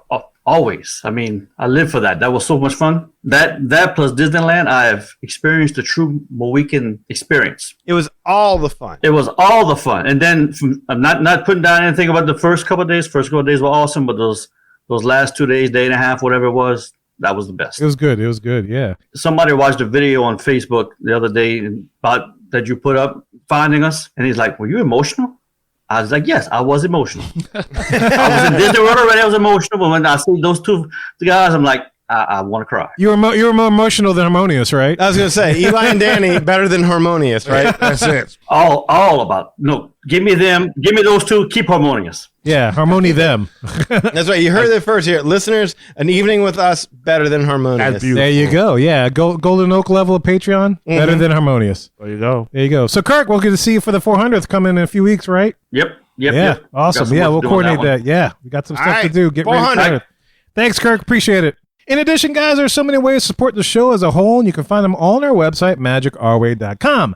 Any way in which you can support the show is deeply appreciated. Also, we want to take a second and thank you for being a loyal listener, and we always love hearing from our listeners. All opinions are always welcome on the Magic Our Way podcast, so make sure you get in touch with us today. So, Mohegans, we say Kwahariti. My name is Kevin. And I'm Danny. Magic out.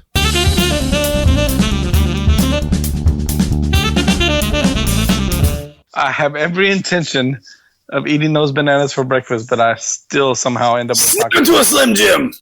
You know what, Eli? What? It doesn't matter where I am, but I always have Mad Hatter Radio with me.